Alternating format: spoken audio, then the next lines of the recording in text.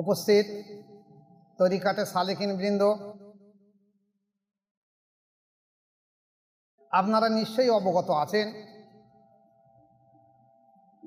যে আজ হলো 10ই মহরম। আমাদের দেশে আশুরা বলে।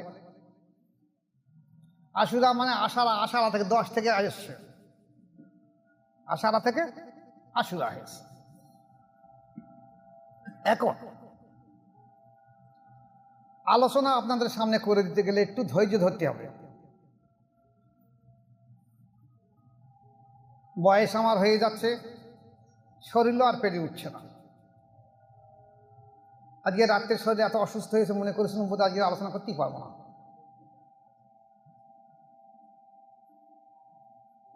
কিন্তু কি করব, বসে পড়ে চিন্তা ভাবনা করলাম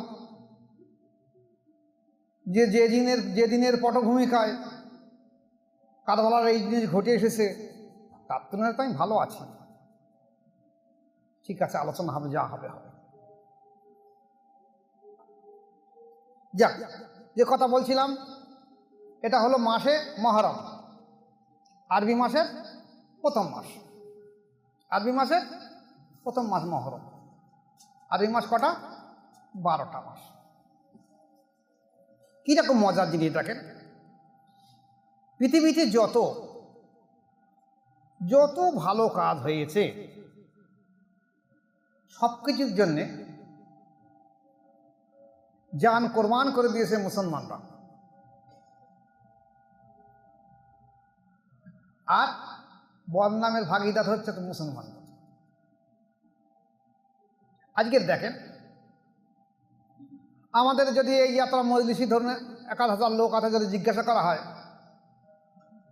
যে আজকের আরবি মাসের ক তারিখ, যেহেতু আজ আশুরা বলে আজ দিনে বলে দিতে পারবে। যদি 10 দিন পরে জিজ্ঞাসা করা হয় তা কেউ বলতে পারবে না। মানে যদি বাংলা জিজ্ঞেস করা হয় তাও বলতে পারবে না। কিন্তু যদি ইংরেজি জিজ্ঞেস করা হয় টুক করে বলে দেবো আজকের ইংরাজি এই বিষয়টা। এখন আসুন, এই যে ক্যালেন্ডারের উৎপত্তি কে করেছিল, কারা করেছিল উৎপত্তি? দেখুন, হযরতে ওমর রাদিয়াল্লাহু তাআলা আনহুর জামানায়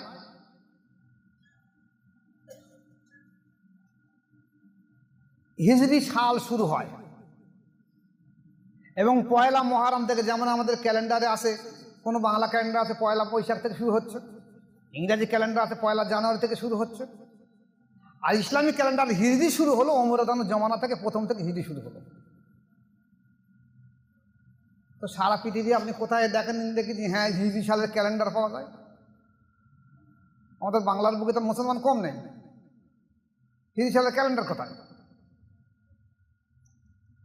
এই ক্যালেন্ডার উৎপত্তি করে দিয়েছে হিজরি সালে ওমর রাদিয়াল্লাহু। কিন্তু ওমর রাদিয়াল্লাহুর পরে হযরত ওসমান রাদিয়াল্লাহু এবং হযরত আলী রাদিয়াল্লাহু পরে যখন গিয়েছে মুআবিয়া রাদিয়াল্লাহুর সময় থেকে, ওনার পর থেকে ইজিদির সময় থেকে আবার ক্যালেন্ডার পরিবর্তন হয়ে আবার ইহুদি খ্রিস্টান নাসারাদের সঙ্গে সম্পর্ক রেখে চলে আসলো ইংরাজি ক্যালেন্ডার। আজ আমাদের কাছে ইংরাজি ক্যালেন্ডার হয়ে গেছে। আমরা মুসলমান, আমরা বলতে পারি না আজ মহরমের ক তারিখ। আজ থেকে 40 বছর আগে এই মহরম মাস আসলে যাদেরকে আমরা ঘৃণার চোখে দেখি, সেই লাঠি খেলায় গাড্ডু গুডুম করে আরম্ভ করলে, তখন আমাদের দেশের মেয়েরা বা বুড়োরা বলতো মনে আছে মহরমের চাঁদ উঠেছে, ওই যে ঢোল বাজাচ্ছে।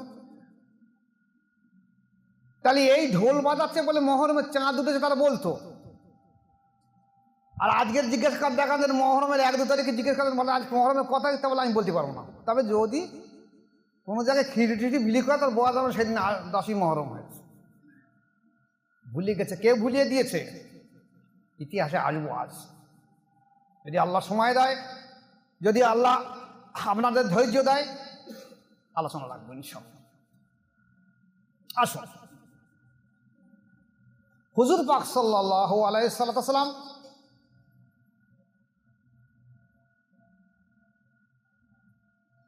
বিদায় হজের সময় আরাফার ময়দানে এবং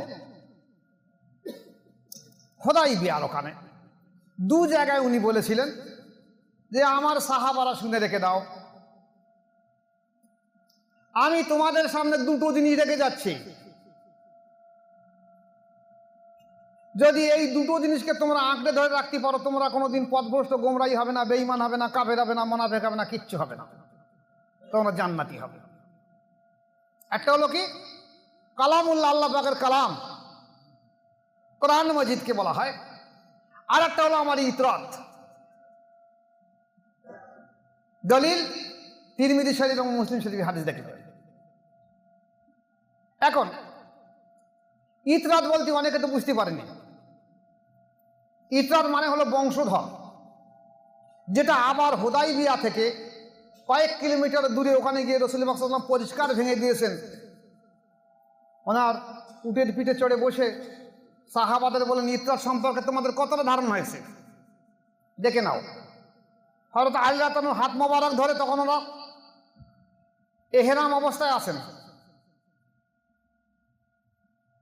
হাত মোবারক ধরে উঁচু করে বলেন, আলী আমার ইতরাত।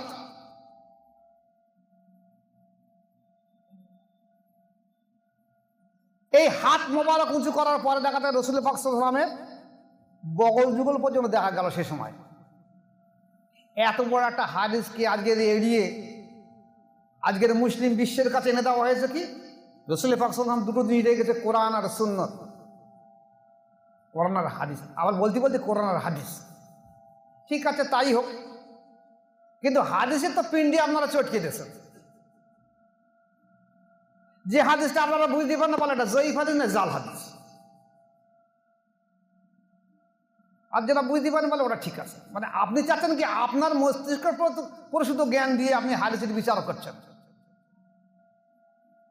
এক সময় এই পৃথিবী ঘোরে না সূর্য ঘোরে, সূর্য ঘোরে না পৃথিবী ঘোরে, ইলে কত কত দার্শনিক যে শহীদ হয়েছে তার ঠিক নেই, মানুষ মানতে পারেনি। কারণ সমাজের ধারণা কি, আমি যেটা জানি ঠিক, যদি এই মোতাবেক কেউ কথা বলে তো ঠিক বলেছে, আর যেই যেটা সেটা যদি আমার ধারণার মধ্যে উল্টো হয় বলবো ও ঠিক হয়নি। আজ হাদিস তাই হয়েছে, সবগুলোকে জাল হাদিসে ফেলে দেওয়া হয়েছে। কিন্তু জাল হাদিস যেগুলো বলা হচ্ছে বহু, তার মধ্যে সহিহ হাদিস রয়ে গেছে। তাই একটা হাদিসকে, আল্লাহ রাসূল সাল্লাল্লাহু আলাইহি ওয়াসাল্লাম একটা হাদিসকে যদি জাল হাদিস বলা হয়, আপনাকে কিন্তু কৈফিয়ত দিতে হবে। দাড়ি টুপি রেখে লেবাস পোশাক পরে আর যদি আপনি আল্লাহ রসুলকে হাদিসকে অবজ্ঞা করেন, তাহলে কিন্তু আপনাকে কৈফিয়ত দিতে হবে। আল্লাহ তৌফিক দেখ সবাইকে, বুঝে তৌফিক। আসুন তাহলে রাসূল পাক সাল্লাল্লাহু আলাইহি ওয়াসাল্লামের পরিবার থাকবে, যেটাকে বলা হয়েছে আহলে বায়াত। প্রসঙ্গ রেখে একটু আগে যাই,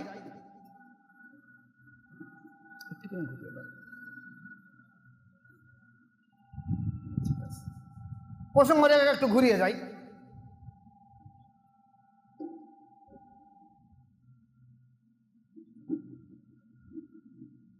যে মুহররমের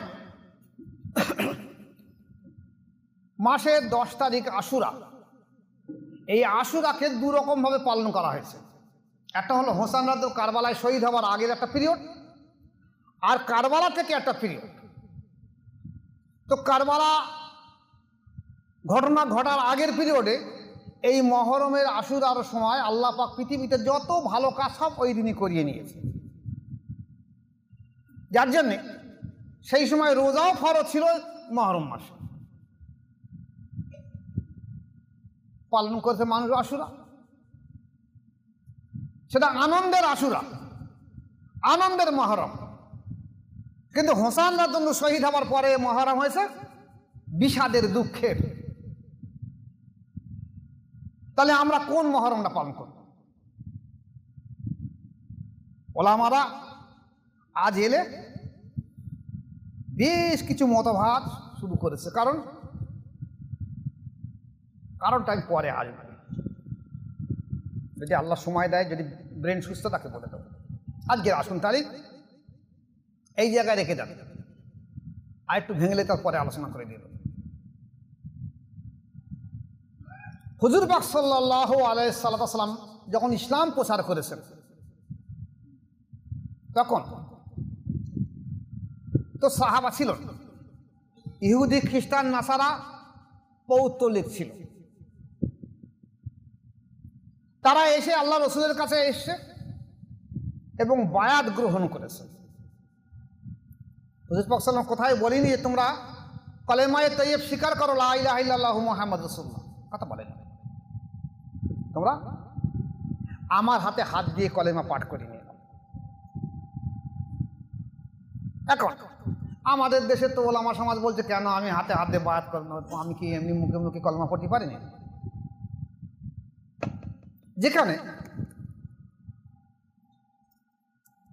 কোরআন সাক্ষী দিচ্ছে, বিসমিল্লাহির রহমানির রহিম, ইন্নাল্লাযিনা ইউবাইউনাকা ইন্নামা ইউবাইনুল্লাহ ইয়াদুল্লাহি ফাওকা আইদিহিম।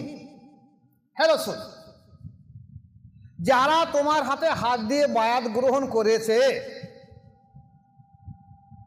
এটা তোমার হাত না, আমার কুদরতি হাত। কে বলেছে?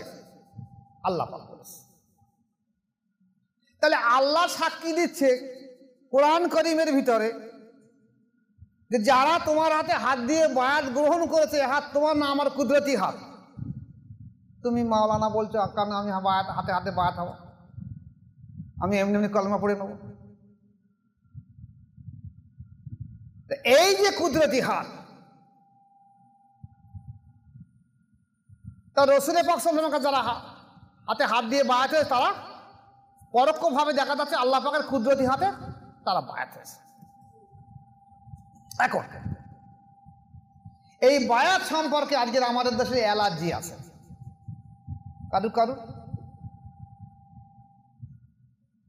কিছু কিছু জিনিস খেলে অ্যালার্জি হয়। তো বায়াতের কথা শুনলে অ্যালার্জি হয়, অথচ এরা পরিষ্কার বলে আমি শাইখুল হাদিস, আমি মাওলানা, আমি হাফেজ, আমি কারি, আমি মুফতি, আমি আবার বায়াত হব কেন? আমি তো কোরআন পড়েছি, আমি তো কলেমা পড়েছি। যদি তাই না হয়ে থাকে, তাহলে আপনি আজ খেয়াল করে দেখুন, শরিয়াতের 4টি ইমাম এসেছে। ইমাম আবু হানিফা রহমাতুল্লাহ আলাইহ, ইমাম শাফিঈ রহমাতুল্লাহ আলাইহ, ইমাম মালিক রহমাতুল্লাহ আলাইহ, ইমাম আহমদ বিন হাম্বল রহমাতুল্লাহ। তাই এই শরিয়াতের 4টি ইমাম, অনেকে বলে এনারা কি বায়াত গ্রহণ করেছে? দেখবেন আপনাদের সঙ্গে অনেকে বলে, হ্যাঁ জি বায়াত হয়েছে। ইমাম আবু হানিফা রহমাতুল্লাহ আলাইহির পীর সাহেব ছিলেন ইমাম জাফর সাদিক রহমাতুল্লাহ এবং ইমাম বাকের রহমাতুল্লাহ। ইমাম শাফিঈ রহমাতুল্লাহ আলাইহির পীর সাহেব ছিলেন মুহাম্মদ বিন হাসান সাইবানি রহমাতুল্লাহ আলাইহ। ইমাম মালিক রহমাতুল্লাহ আলাইহির পীর সাহেব ছিলেন ইমাম জাফর সাদিক রহমাতুল্লাহ আলাইহ। ইমাম হামলি রহমাতুল্লাহ আলাইহির পীর সাহেব ছিলেন বিশতে হাফি রহমাতুল্লাহ আলাইহ। তাহলে শরিয়াতের 4 জন ইমাম বায়াত গ্রহণ করেছে। তাহলে আপনাদের অ্যালার্জি কেন? আপনি শরিয়াতের ইমাম তো, আপনি হাফেজ হন, কারি হন, মাওলানা, মুফতি, শরিয়াতের ইমাম তো, তাহলে আপনাদের অ্যালার্জি কেন? আমাদের এই উপমহাদেশে, বিশেষ করে পাকিস্তান, বাংলাদেশ, আমাদের ভারতবর্ষে, আফগানিস্তান, এই উপমহাদেশের অধিকাংশ মানুষ এরা সব হানাফি মাযহাবের। এরা ইমাম আবু হানিফা রহমাতুল্লাহকে ইমাম হিসেবে মানে। তাই ইমাম আবু হানিফা রহমাতুল্লাহ আলাইহি বলছেন যে আমি যদি জাফর সাদেক রহমাতুল্লাহ আলাইহির কাছে বায়াত না হতাম এবং যদি তার কাছে 2 বছর গোলামিগিরি না করতাম, তাহলে আমি আবু হানিফা আমি জাহান্নামী হয়ে যেতাম, আমি ধ্বংস হয়ে যেতাম। তোমাদের সেই ইমাম সাহেব যদি এই কথা বলে থাকে, তোমাদের ঊর্ধ্বতন ইমাম, আর তুমি বলছো আমার বায়াত হওয়ার প্রয়োজন লাগবে না, তাহলে তুমি নিশ্চয়ই বাপদাদাকে অস্বীকার করছো নাকি? তো ঠিক নয়। তুমি কোন দলিলের বিষয়ে দাঁড়াবে? প্রত্যেকটা ইমাম বায়াত গ্রহণ করেছে। আসুন এবারে শরিয়াতের ইমামের পরে তরিকাতের ইমাম আসুন। তরিকাতের ইমামের মধ্যে বড় পীর আব্দুল কাদের জিলানী রহমাতুল্লাহ কাদরিয়া তরিকার ইমাম, উনি বায়াত হয়েছিলেন। ওনার পীর সাহেব ছিলেন আবু সাঈদ মাখজুমি রহমাতুল্লাহ আলাইহি। হিন্দুস্তানে খাজা মঈন চিশতি রহমাতুল্লাহ আলাইহি ওনার পীর সাহেব ছিলেন উসমান হারুনি রহমাতুল্লাহ। খাজা বাহাউদ্দিন নকশবন্দি রহমাতুল্লাহ আলাইহি ওনার পীর সাহেব ছিলেন আমির কুল্লাল রহমাতুল্লাহ আলাইহি। আর মুজাদ্দিদ আলপেসানি আহমদ ফারুকি সেরহিন রহমাতুল্লাহ পীর সাহেব ছিলেন ওনার আব্বা আহাদ রহমাতুল্লাহ আলাইহি এবং খাজা বাকি বিল্লাহ রহমাতুল্লাহ। তাহলে শরিয়াতের 4 জন ইমাম বায়াত হয়েছে, তরিকাতের 4 জন ইমাম বায়াত হয়েছে। তুমি বলছো আমি বায়াত হবো না, বায়াত না হলে চলবে? তুমি কোন মতপথ মানছ? তুমি তো শরিয়াতের কোনো ইমাম মানলে না। যেখানে এই শরিয়াতের ইমামের মধ্যে ইমাম মালিক রহমাতুল্লাহ আলাইহি বলছে যে দেখো প্রত্যেকটা মানুষকে বায়াত গ্রহণ করে 10টা লতিফা জিন্দা করা ফরজে আইন। এই 10টা লতিফার মধ্যে কলব, রু, শের, কপি, আকফা, নফস, আবাত, খাকবাদ বা সুলতান রাজগার, ফানা ফেজেক, ফানা ফেরসুর, ফানা ফেলা 10টা শিক্ষার ফরজে আইন, বাকিগুলো নফ। তাহলে আপনি ইমাম মালিক রহমতুল্লাহকে মানছেন না, আপনার ইমাম আবু হানিফা রহমতুল্লাহকে মানছেন না, কাকে মানছেন? কাউকে তো মানছেন না। আপনি ভুলের ওপর দাঁড়িয়ে রয়েছে, সংশোধন করে নেন, নতুবা কিন্তু মরলে সদা পটল ডাঙায় চলে যেতে হবে। অত সহজ নয়, মরলে জাহান্নামী, কোনো সন্দেহ নেই। বায়াত না হয়ে যে ব্যক্তি মরবে আল্লাহ রাসূল বলেন জাহান্নামী হবে, কোনো সন্দেহ নেই। দরকার পড়ে আমার কাছে আসবেন, কয়েকশো হাদিস দেখিয়ে দেব। এবার আসুন তালি এই যে বায়াতের প্রসঙ্গ নিয়ে দেখা গেছে, তাহলে বায়াত হতে হবে। এখন বায়াত হতে হবে, আমরা বায়াত হয়েছি, অনেকে হয়নি। তাহলে কারবালার আজকে 10ই মহরম আশুরাটা ঘটলো কেন? উদ্দেশ্যটা কি? মূল উদ্দেশ্য রাসূল এনাকে ভালো করে, তারপর আমি আলোচনায় আসবো। রাসূল পাক সাল্লাল্লাহু আলাইহি ওয়াসাল্লাম যখন উনি তখন রাষ্ট্রের প্রধান, রাষ্ট্রপ্রধান, এবং উনি বায়াত করেছেন এবং উনি বলেছেন দেখো আমার পরে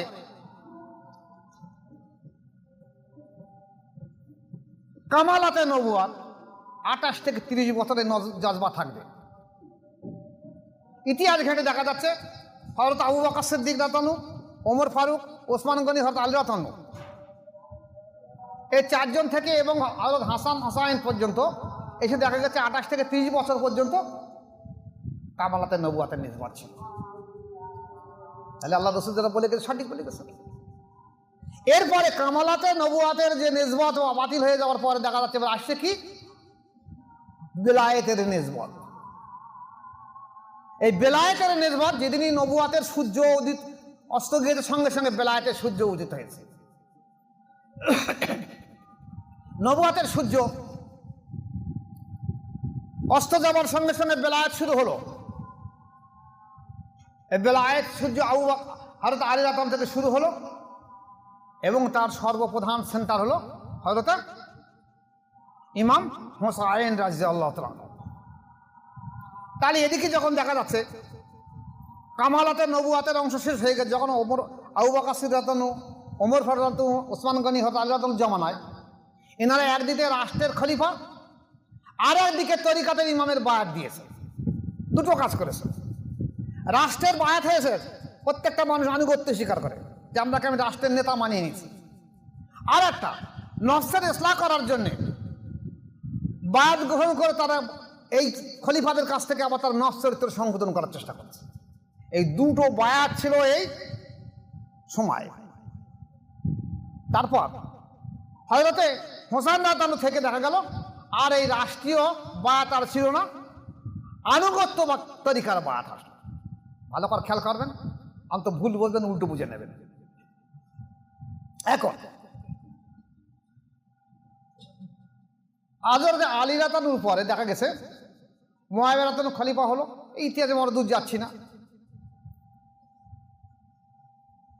তারপর উনি ওনার পর থেকে দেখা যাচ্ছে এজিদ খেলাফতের দাবিদার হলো। দ্বন্দ্ব লাগলো এই জায়গাতে। এজিদ দেখলো যে এই যে রাষ্ট্রের ক্ষমতা, রাষ্ট্রের আনুগত্য করেছে সাহাবারা, তারা এত পরিমাণ মেনে দিয়েছে যদি আমিও এরকম খলিফা হই তাহলে আমাকে ওরা মানবে, সম্মান দিয়ে দেবে। তাই আমাকে যেভাবে হোক খলিফা হতে হবে।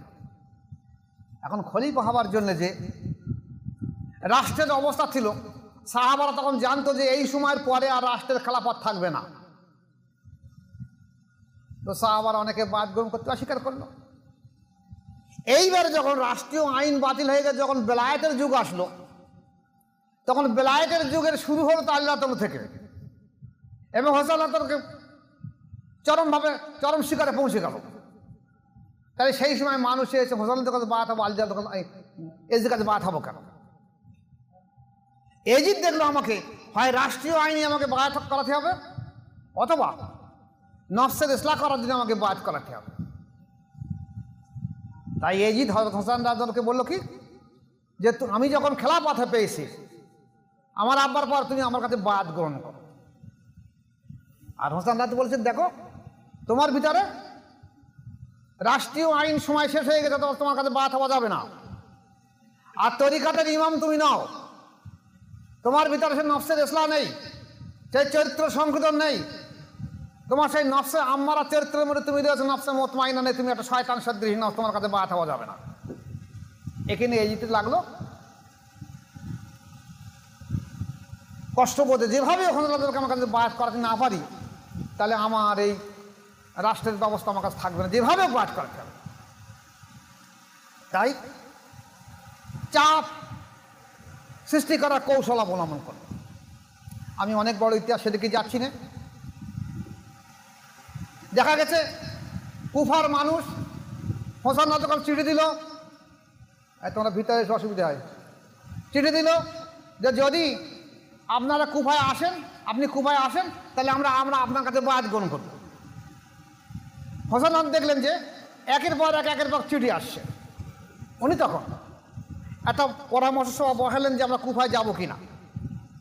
তখন অধিকাংশ সাহাবা বলেন, না আপনি কুফায় যাবেন না, কুফার মানুষ হলো মুনাফিক,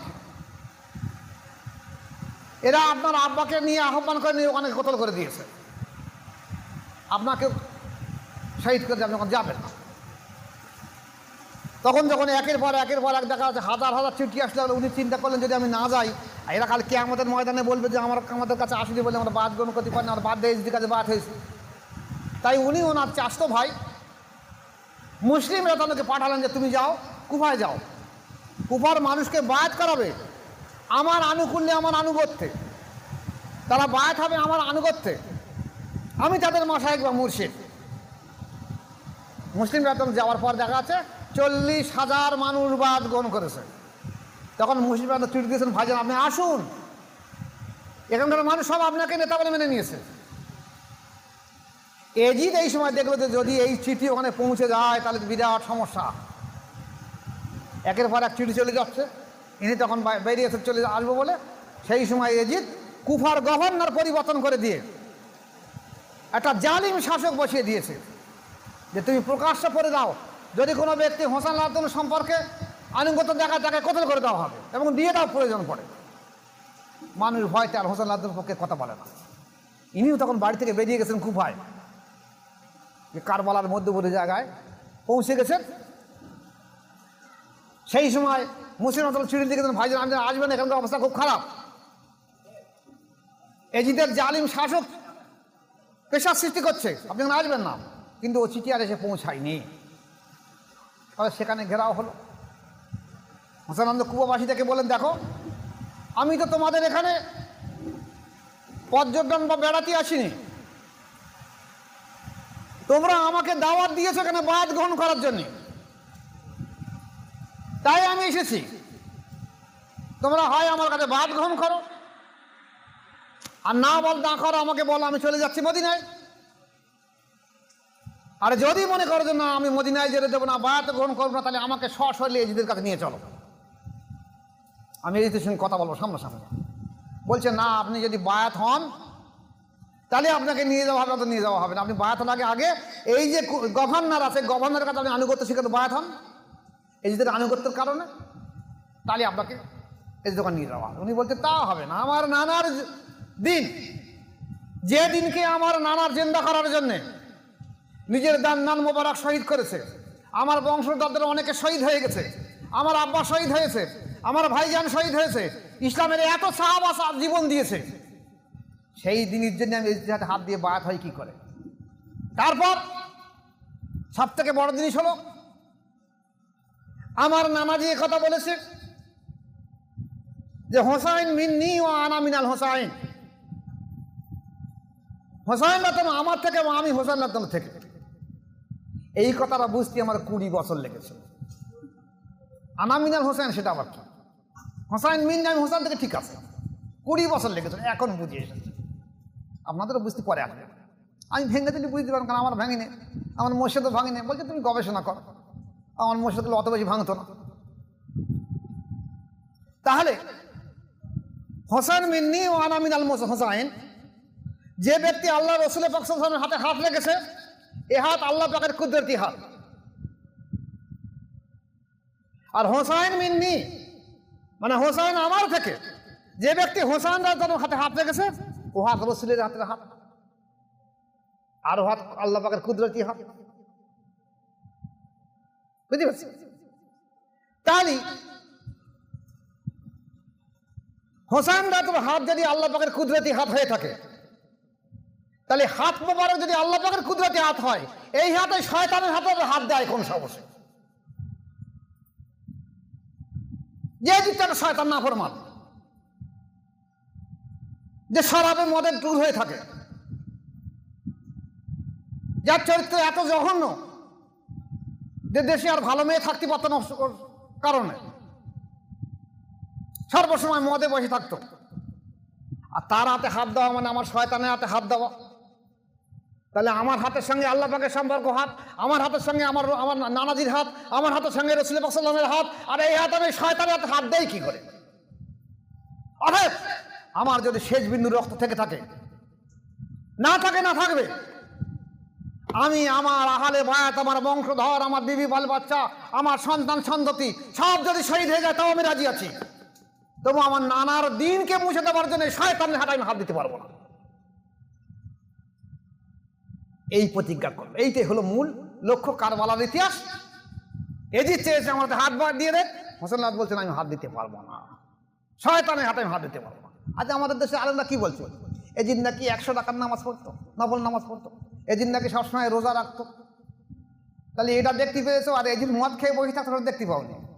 হ্যাঁ, তোমরা কি এজিদের বংশ দাও? হ্যাঁ, তোমরা কি 90 এজিদ? হোসেন রাত এজিদ এখন গেছে তো একই এজিদ তো। আরে এজিদ তো মারা গেছে। আপনারা সূরা কাফিরুন পড়েন, সূরা লাহাব পড়েন নামাজের সময়, তাব্বাত ইয়াদা আবি লাহাবি ওয়া তাব্বা মা আগনা আনহু মালুহু ওয়া কাসাব। আবু লাহাব আর আবু লাহাবের স্ত্রী ধ্বংস হয়ে যাক, তো আল্লাহ বলেছে, আপনি বলছেন কেন? আল্লাহ তো বলে রয়েছে আবু লাহাবের স্ত্রী ধ্বংস হয়ে যাক, ওদের মালামাল সব ধ্বংস হয়ে যাক, এবং গিয়েছেও তাই। তাহলে আপনি এখনো বলছেন সে তো মরে গেছে, ধ্বংস হয়ে গেছে, আবার আপনি বলছেন কেন তাব্বাত ইয়াদা আবি লাহাবি? সে তো আর নেই। যদি কোনো শত্রু বেঁচে থাকে আপনি বলতে পারেন আল্লাহ ধ্বংস হয়ে যাক, অনেকে মনের দুঃখে বলে, তা আপনি বলতে পারেন। কিন্তু আবু লাহাব তো 1400 বছর আগে মারা গেছে, আপনি আজও বলছেন কেন তাব্বাত ইয়াদা আবি লাহাবি ওয়া তাব্বা? আসলে ব্যক্তি আবু লাহাব মরে গেছে, আবু লাহাবের চরিত্র মরিনি। ব্যক্তি এজিদ মরে গেছে, এজিদের চরিত্র মরিনি, এজিদের চরিত্র এখন রয়েছে। যারা এই 90 এজিদ রয়েছে তারাই বলছে এজিদের নামে রাদিয়াল্লাহু তাআলা আনহু বলতে হবে। হ্যাঁ, কেন কেন বলতে হবে? শরাফের বিরুদ্ধে বলতে রাজিয়াল্লাহু বলতে হবে। আর ওই জন্যই তোমরা বলছে আমাদের মাওলানা বলতে হবে। আর তোমরা যেরকম মাওলানা, এজিদ তো সেরকম মাওলানা, অসুবিধা কিছু হয়নি। তাহলে কারবালার ইতিহাসটা ঘটেছে কি জন্য? আহলে বায়াত, এই হাত আল্লাহ পাকের কুদরতের সঙ্গে সম্পর্ক রাখা হবে কি হবে না?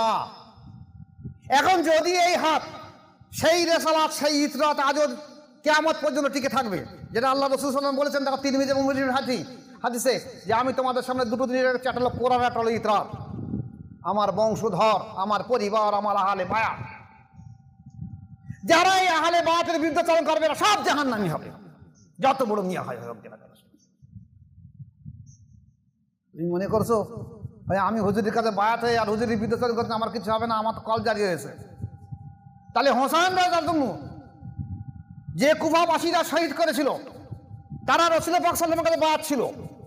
আবু বকর সিদ্দিকের খেলাফতে বায়াত হলো, ওমরের কাছে বায়াত হলো, ওসমানের কাছে বায়াত হলো, আলীর কাছে বায়াত হলো, হাসান আলীর কাছে বায়াত হলো, হোসেন আলীর কাছে বায়াত হলো। এবং কুফার মানুষ মুসলিম রাজিয়াতার কাছে বায়াত গ্রহণ করলো, হোসেন আলী আনু করলেন। তবু তারা মানল কেন? সেই শয়তানের বংশধর তোমরা সব, তোমরা কিয়ামত পর্যন্ত থাকবে। যেখানে যত পীর মাশায়েখ আছে তাদের কাছে বায়াত গ্রহণ করে তাদেরকে কতল করা, শহীদ করার জন্য তোমরা প্রতিজ্ঞা করবে এই শয়তানের দল, এই যে 90 জিতের দল, এরা বেঁচে থাকবে, কিয়ামত পর্যন্ত থাকবে। এর থেকে সতর্ক সাবধান। মনে করবেন না এই যদি মরে গেছে, এই যে সাঙ্গবাঙ্গ মরে গেছে, কারবালা ইতিহাস মুছে গেছে। কারবালা ইতিহাস মুছি নেই। যদি কারবালা ইতিহাস মুছে যাবার, কারবালা ইতিহাস ঘটে যাওয়ার পরে এই যদি রাগ নষ্ট হয়ে যেত, তাহলে হোসেন লাশ নবারে ঘোড়া ছুড়িয়ে দিত না। রাগ তখনও দমন হয়নি, কিয়ামত পর্যন্ত দমন হবে না আহলে বায়াতের দুশমনদের। কেন না এই প্রসঙ্গে এবার কিছু আলোচনা করলে বুঝতে পারবে। একটু পিছিয়ে যাই। রাসূল পাক সাল্লাল্লাহু আলাইহি ওয়াসাল্লাম মসজিদে নববীতে নামাজ পড়ছেন। যে মুহূর্তে রুকুতে গেছেন জুম্মার দিনে, সেজদায় গিয়েছেন জুম্মার দিনে, হাসান হোসেন দুই ভাইকে ঘাড়ের উপরে চড়ে বসে। এখন সুবহান রাব্বিয়াল আলা বা সুবহান রাব্বিয়াল আজিম বলতেই হবে। 3 বার 5 বার 7 বার রাসূল পাক সাল্লাল্লাহু আলাইহি ওয়াসাল্লাম মাথা উঁচু করে না, সামি আল্লাহু লিমান হামিদা বলে না, আল্লাহু আকবার বলে না। সাহাবারা পিছনে চুপচাপ রয়েছে। কি ব্যাপার, কতক্ষণ থাকবো, কি বুঝতে করে না কোনোদিন। আর দেখো চ্যাংরাজ তারা পেছনে মুসুক মেরে দেখ কি ব্যাপার। এ আমাদের নামাজের সময় এরকম হয়। তো আল্লাহ পাক ওহী পাঠায়, রাসূল আপনি যদি উঠেন বা মাথা উঁচু করেন তাহলে হাসান আর হোসাইন দুই ভাই আপনার পিঠি মোবারক চেপে বসে আছে, তাহলে ওরা পড়ে যাবে, আঘাত লাগবে, দরদ হবে, আমি আল্লাহ পাক আমার মনে কষ্ট লাগবে, তুমি উঠো না। ওরা যখন শান্তি থেকে নিচে নেমে আসবে তখন তুমি আবার মাথা উঁচু করবে। তাহলে এই নামাজের কি এত সময় পর্যন্ত দেরি করা তখন কি শরিয়াতের কোনো লঙ্ঘন হয়েছে? হ্যাঁ, তাহলে শরিয়াত ওখানে কি বাতিল হয়ে গেছে। কি মনে আমার সাথে বল। দ্বিতীয় জিনিস আসলে জনাবে রাসূল পাক সাল্লাল্লাহু আলাইহি ওয়াসাল্লাম মসজিদের নববীতে বসে আছে। হাসান হোসেন দুই ভাই এসেছে, ছেলে মানুষ, 3 বছর 4 বছর বয়স। না না, পাশে বাড়িতে, না না আমাদের একটা ঘোড়া কিনে দিতে। আল্লাহ রাসূল তো ছেলে মনের ঘোড়া লিখি করবি, এখন বড় হ, বলছে না ঘোড়া কিনে দিতে হবে। বলে ঘোড়া কিনলে বাচ্চা ঘোড়া সেটা তো পিঠ চাপে, তা তো হাঁটতে পারবে না, তাহলে বড় ঘোড়া কিনে দিতে হবে। বড় ঘোড়াতে উঠতে পারবি না, আর উঠলে ওরা ছুটবে, কোথায় পড়ে যাবে। বারবার যখন বলছে বল তাহলে যদি ঘোড়া না কিনে দাও তাহলে তুমি ঘোড়াও, আমরা দুই ভাই তোমার পিঠে উঠে বসবো। তা কি করে সন্তানের মহব্বত, যাদের নাতি হয়ে তারা বুঝবে, আমি তোকে বুঝতে পারতাম। তো মাথা হ্যাঁট করে ঘোড়া সেজেছে, দুই ভাই পিঠে চড়েছে, একেবারে বাবরি চুল ছিল, দুই ভাই বাবরি চুল ধরে বলছে না না তা শুধু ঘোড়া সারলি হবে, তা মাঝে একটা পাতায় বাড়ি মারে, চলো চলো এই হাট হাট হাট ঘোড়া হাট হাট। তা আল্লাহ রাসূল যাচ্ছে, বলছে না না শুধু গেলে হবে না, 4 হাত পা গেলে হবে না, ঘোড়া তো মাঝে মাঝে ডাকে, চি হি হি করে ডাকে, তো সেরকম একটু ডাকো, কিরম ঘোড়া আপনি।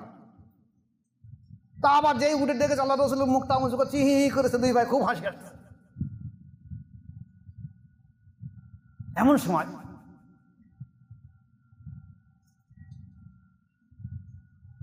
একবার ঘটনার পরে ফের বলছে, ফের কিছু বলছে না ফের আরেকবার ডাকো, ফের আরেকবার ডেকেছে, বলছে ফের আরেকবার ডাকো, ফের আরেকবার ডেকেছে। আর এমন সময় ওমর রাদিয়াল্লাহু আনহু আসলেন, এসে বললেন বাহ, যেমন ঘোড়া তেমন তার ছাওয়ারি।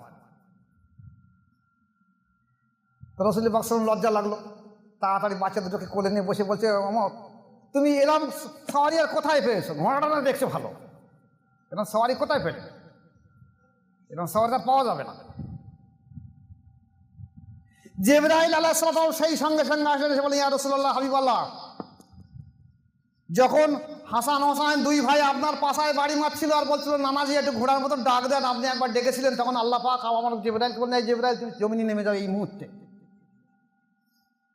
আমার দোষ যেই মুহূর্তে নাতির সন্তুষ্টের জন্য একবার ঘোড়া ডাকবে, আমি তামাম উম্মতে মুহাম্মাদের 3 ভাগের 1 ভাগকে আমি আল্লাহ পাক তাদেরকে জাহান্নাম থেকে মাফ করে দিয়ে দেবো, জান্নাতে পৌঁছে দেবো। ঠিক আছে।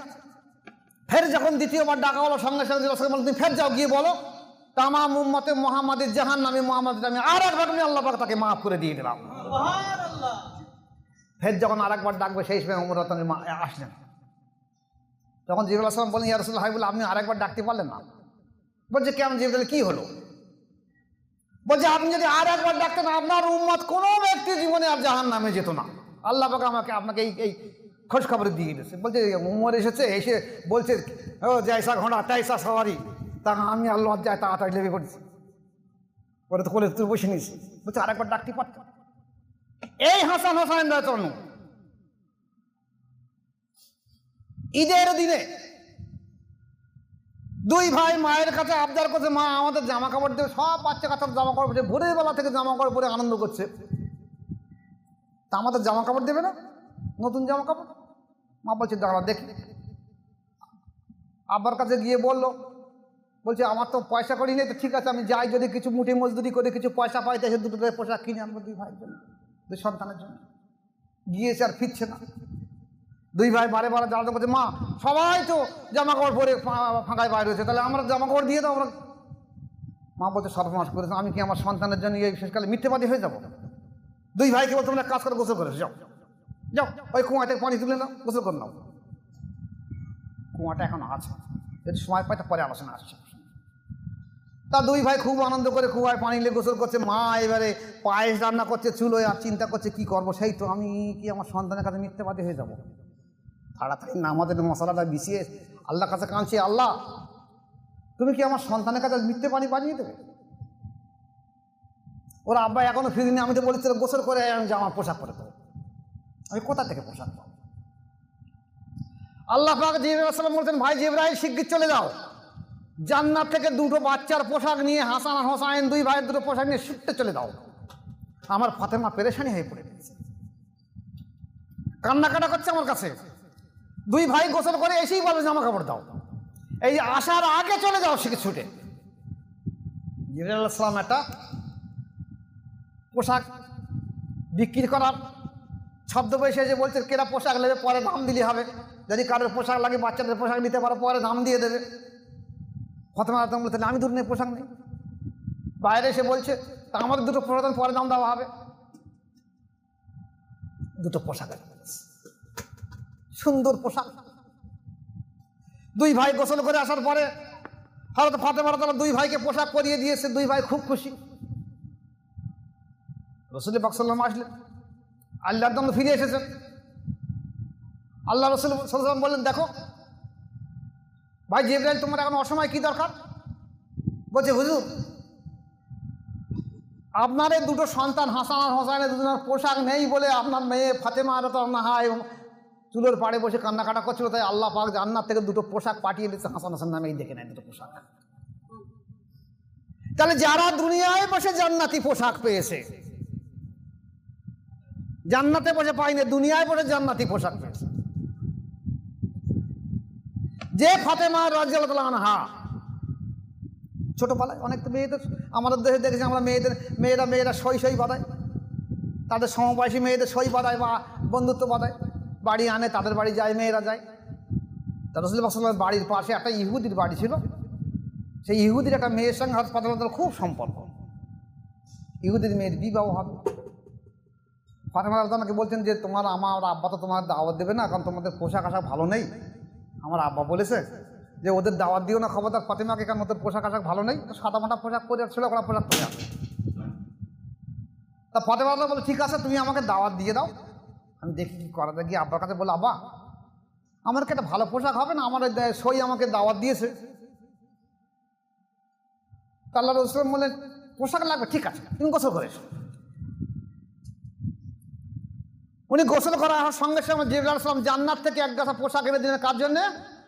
হযরত ফাতেমা রাদিয়াল্লাহু তাআলা আনহার কাছে। তাহলে মাও পেয়েছে জান্নাতি পোশাক, ছেলেও পেয়েছে জান্নাতি পোশাক দুনিয়ায় বসে।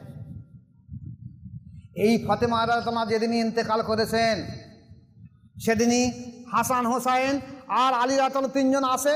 ফাতেমা রাদিয়াল্লাহু আনহা বলেছেন যে আমার মনে একটা ব্যথা ছিল, সে আলোচনা আজ আলোচনা করার নয়, যে আমি মারা যাবার সঙ্গে সঙ্গে আমাকে দাফন কাফন করে দিবে, কাউকে দেখাবে না আমার মত।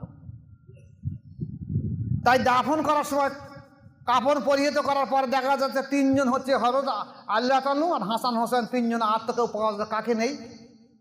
এমন সময় চিন্তা ভাবনা করে দেখছেন আবু যর গফফার ছুটি আসছে, কান্দি কান্দি ছুটি আসছে, এসে আল্লাহ তাআলাকে বলতে, ইয়া আমিরুল মুমিনিন, হযরত ফাতেমা রাদিয়াল্লাহু আনহা কি ইন্তেকাল করেছেন? বলছি হ্যাঁ ইন্তেকাল করেছেন। বলছে আল্লাহ পাক আমাকে ওহী দিয়ে ইলহাম দিয়ে জানিয়ে দিয়েছে ফাতেমা রাদিয়াল্লাহু আনহা ইন্তেকাল করেছেন, কিন্তু চারজনা যা খাট বহন করার জন্য তিনজন হয়েছে, তুমি এখন আবু যর গফফারে চলে যাও। আবু যর গফফার আল্লাহ তাআলার কাছে বায়াত ছিলেন, চারজন নিয়ে দাফন করে দিলেন। ফাতেমা রাদিয়াল্লাহু বলেন যেন আমার দাফনের পরে আমার উপরে যেন আমার মাজারের উপরে যেন উঁচু করে দেবে না, আমার মাজারটা সমান করে দিয়ে দেবে। আমি চাইনি যে দুনিয়ার মানুষ এসে আমাকে এখানে মাটি দিয়ে যাক, আমার জন্য দোয়া করুক, আমার পরিচয় থাক। মানে এত ব্যথা লেগেছে। আজকে দেখেন ওলামা সমাজ মিলাদের মজলিসে বড় বড় বায়ানের গল্প বলছে যে ফাতেমা রাদিয়াল্লাহু আনহাকে যখন কবরে শোয়ানো হয়েছিল তখন কবর বলেছিল, ওই আবু যর গফফারি তুমি জানো কবর, আবু যর গফফারি বলছে কবর তুমি জানো কাকে এখানে শোয়ানো হয়েছে? কবর বলছিল কাকে? বলছে রাসূল পাক সাল্লাল্লাহু আলাইহি ওয়াসাল্লাম মেয়ে হযরত আলী রাদিয়াল্লাহু স্ত্রী ফাতেমা হাসান হোসেনের মা। কবর বলেছিল আমরা কাউকে চিনি না, আমরা শুধু আমল দেখতে চাই, আমলের বিচার করব। এই মাওলানাকে জ্ঞান বুদ্ধি কম হয়ে গেছে। আল্লাহ রাসূল সাল্লাল্লাহু আলাইহি ওয়াসাল্লাম বলছেন যে জান্নাতের সর্দারিনী, মেয়েদের সর্দার হবে হযরত ফাতেমা রাদিয়াল্লাহু আনহা। তিনি জান্নাতে না গেলে পৃথিবীর কোনো মহিলা জান্নাতে যেতে পারবে না। তারা আবার আমাদের কি বিচার হবে? কিন্তু জান্নাত সার্টিফিকেট পেয়ে গেছে। বদরের লড়াইতে যে সাহাবারা 70 জন সাহাবা ফিরে আসলেন, 313 জন সাহাবা ফিরে আসার পরে রাসূল পাক সাল্লাল্লাহু আলাইহি ওয়াসাল্লাম বলেন কি, দেখো আল্লাহ পাকের ওহী এসেছে, বদরে যারা লড়াই হাজির হয়েছে সব জান্নাতি। একজন সাহাবা বলে, রাসূলুল্লাহ আমি যদি গুনার কাজ করি, আল্লাহ বলেন তবু তুমি জান্নাতি, কারণ আল্লাহর হুকুম হয়ে তুমি জান্নাতি। তাহলে বদরের লড়াইতে যারা হাজির হয়ে তারা যদি জান্নাতি হয়ে থাকে, আর ফাতেমা রাদিয়াল্লাহু আনহা সম্পর্কে বলা তুমি জান্নাতের সর্দারিনী। আর এই ঘটনা আবু যর গফফার রাদিয়াল্লাহু আনহু বললেন, আর কবর তাই জবাব দিলেন। আর আলী রাদিয়াল্লাহু আনহু তখন বেলায়েতের সর্দার সেখানে হাজির আছেন। তারপরে হাসান আর হোসেন দুই ভাই যাদের কাছে ইসলামের ঝান্ডা রয়েছে, কিয়ামত পর্যন্ত যাদের দিন টিকে থাকবে, তারা দুই ভাইদের তারা কেউ শুনতে পায়নি, আবু যর গফফারের শুনতে পেয়েছে। পাকা মুজুর শোনাকি, হ্যাঁ গল্প বল হয়েছ, হ্যাঁ এটা করেছে এই কারণে করতে পারে যে সাধারণ মানুষকে আমলের দিকে আনার জন্য এই কথা বলতে পারে। তাই বলে ফাতেমা রাদিয়াল্লাহু সম্পর্কে কথা বলছে, তুই তো বাপের কথা বল না, যে আমার বাপের দাফন করার সময় এরকম ইলহাম হয়েছে যে তোমার আমল ছাড়া আমার বিচার হবে না। তাহলে ইসলাম আজ কোন জায়গাটা নিয়ে গেছে? যাদেরকে দায়িত্ব দেওয়া হয়েছে যে ইসলামকে জিন্দা করার জন্য, তারা কোন জায়গায় নিয়ে গেছে? এই কারবালার ইতিহাস সম্পর্কে বলা হয়েছে যে রাসূল পাক সাল্লাল্লাহু আলাইহি ওয়াসাল্লাম বসে আছেন, হযরত জিবরাইল আলাইহিস সালাম আসলেন, দুটো শিশি দিয়ে আনলেন, একটা সবুজ রক্ত, একটা লাল রক্ত। আবার অন্য হাতে এসে দু জায়গায় মাটি আনলেন, এসে আল্লাহ রাসূলকে দিয়ে দিলেন, দেখেন আপনার এই সন্তান হযরত হাসান রাদিয়াল্লাহুকে বিষ পুরাই হত্যা করা হবে, এই তার প্রমাণ। আর হাসান রাদিয়াল্লাহুকে শহীদ করা হবে, এই সেই রক্ত। তাহলে আগে জানতেন না? জানতেন। হযরত আলী রাদিয়াল্লাহু যখন কুফায় গিয়েছিলেন, তখন কারবালার উপরে যাওয়ার সময় এক জায়গায় দাঁড়িয়ে সেখানে টানা টানা নিঃশ্বাস নিতেন। ওনার মুরিদ, ওনার সাথীরা জিজ্ঞাসা করছেন, হযরত আপনি কি জন্য এখানে টানা নিঃশ্বাস, কি ব্যাপার? বলছে দেখো আমার সন্তান হযরত হোসেন রাদিয়াল্লাহুকে শহীদ করাবে ঠিক এই জায়গাটায়, আমি সেই রক্তের ঘেরানো এখনো পাচ্ছি, অর্থাৎ তখন তো শহীদ হয়নি, রক্তের ঘেরান পাচ্ছি। এই বাহ্যিক চক্ষু দিয়ে ইসলাম বিচার করলে বিচার হবে না। একটা অন্তরের চোখে বিচার করতে হবে, তা নাহলে ইসলাম অসম্পূর্ণ থেকে যাবে। আসলে যারা আজ এই প্রোপাগান্ডা করাচ্ছে তারা সব আহলে বায়াতের কেউ নয়। তাহলে যখন হোসেন রাজ্য কারবালায় শহীদ হলো, সেই দিন থেকে এই 10ই মুহররম আশুরা হলো একটা দুঃখের অবস্থা, আর আনন্দের অবস্থা নেই। রাসূল পাক সাল্লাল্লাহু আলাইহি ওয়াসাল্লাম মসজিদ নববীতে বসে আছেন, সাহাবারা বসে আছেন, বসারে দেখা গেছে হযরতে মুআবিয়া রাদিয়াল্লাহু আনহু যাচ্ছেন, কাঁধে একটা বাচ্চা শিশু আছে, তার নাম হলো ইয়াজিদ। আল্লাহ রাসূল বলছে, দেখো সুবহানাল্লাহ, কি ঘটনা দেখো, একজন জান্নাতীর ঘাড়ে একটা জাহান্নামী বসে আছে। সাহাবারা বলেন, ইয়া রাসূলুল্লাহ, বলে ইয়াজিদ কি জাহান্নামী? বলছে, হ্যাঁ অবশ্যই জাহান্নামী। আল্লাহ তো বলছে ইয়াজিদ কি জাহান্নামী? বলছে, হ্যাঁ আলী জাহান্নামী। বলছে, কি ব্যাপার হুজুর? তো বলছে, দেখো এই ইয়াজিদ তোমার এই দুটো সন্তান হাসান হোসেন রাদিয়াল্লাহু আনহু দুই ভাইকে শহীদ করে দিয়ে দেবে। তখন আল্লাহ বলছে, তাহলে আমি আগে ওকে শহীদ কোথাও করে দেয় ইয়াজিদকে? আল্লাহ রাসূল বলছে, ওরা কি ইয়াজিদকে এখন হাসান হোসেনকে শহীদ করেছে? বলছে, না। তাহলে না করলে তুমি তাকে বদলা নেবে কী করে? যখন করবে তখন তুমি বদলা নেবে। তখন কি আমি থাকবো? বলছে, না আমি থাকবো, তুমি থাকবে না। বলছে, ইয়া রাসূলুল্লাহ আপনি থাকবেন? বলছে, না আমি থাকবো না। বলছে, ইয়া রাসূলুল্লাহ ফাতেমা থাকবে? বলছে, না তাহলে থাকবে না। বলে, তাহলে আমার এই সন্তান এই ফরজনের দুনিয়ায় কাঁদার মধ্যে কেউ থাকবে না। কারবালার ইতিহাসটা আপনি বলছেন এমন ইতিহাস হবে যেখানে সমস্ত মুসলমান সাহাবাদেরকে সব কতল করে দেওয়া হবে, শহীদ করে দেওয়া হবে, তাহলে কাঁদার কেউ থাকবে না? আল্লাহ বলছেন, হ্যাঁ আলী কাঁদার থাকবে। কে বলে থাকবে? নিশ্চয়ই থাকবে কাঁদার লোক। শোনো আলী, শুধু মানুষ নয়, সারা বিশ্ব ব্রহ্মাণ্ড তোমার সন্তানের জন্য কাঁদবে। গ্রহ নক্ষত্র চন্দ্র সূর্য পাহাড় পর্বত সমস্ত কিছু তোমার সন্তানের জন্য কাঁদবে। আগুন পানি বাটি মাথা সবাই কাঁদবে। এমনকি দুনিয়ার পশু পাখি বৃক্ষলতা পর্যন্ত কাঁদবে তোমার সন্তানের জন্য। এ আলী শুনে রেখে দাও, একদিন আমি একটা বনের হরিণকে উপকার করেছিলাম। সেই হরিণ ছাড়া যাওয়ার পরে তার সমস্ত স্বজাতিকে বলেছে, দেখো জনাবে রাসূল পাক সাল্লাল্লাহু আলাইহি ওয়াসাল্লাম আমাকে মহব্বত করে, আমার বংশধরদের মহব্বত করে নিজের জীবন বাজি রেখে আমাকে মুক্তি দিয়েছে, আমার বংশধরদের মুক্তি দিয়েছে। তাই আমরা হোসেন রাদিয়াল্লাহু আনহু রাসূল পাক সাল্লাল্লাহু আলাইহি ওয়াসাল্লাম সম্মানার্থে আমরা সারা জীবন কৃতজ্ঞতা স্বীকার করব। আল্লাহ রাসূল বলেন, আলী শুনে রেখে দাও, এই যে বনের হরিণগুলো যেদিন তোমার ফরজান কারবালায় শহীদ হয়ে যাবে, সমস্ত বনের হরিণরা সেদিন শোকের কারণে একদিন তারা দুধ পান করাবে না এবং কোনো জিনিস ভক্ষণ করবে না, দুনিয়ার কোনো খাদ্য খাবে না। এমনকি কিয়ামত পর্যন্ত যতদিন থাকবে এই বনের এই হরিণগুলো কোনো দিন ওই 10ই মুহররম আশুরার দিনে তাদের বাচ্চাকে দুধ পান করাবে না, আর কোনো জিনিস তারা কোনো গাছের পাতা ফল পাকড় কিছু ভক্ষণ করবে না, তোমার সন্তানের শোকের কারণে। কাঁদবে না কে বলেছে?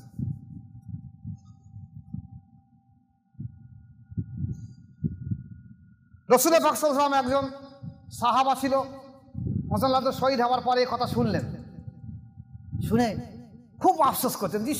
রাসূল পাক সাল্লাল্লাহু আলাইহি ওয়াসাল্লাম হাসানকে এত ভালোবাসতেন, আর সেই হোসেনকে শহীদ করেছে, আর আমি সেই কারবালায় হাজির থাকতে পারলাম না।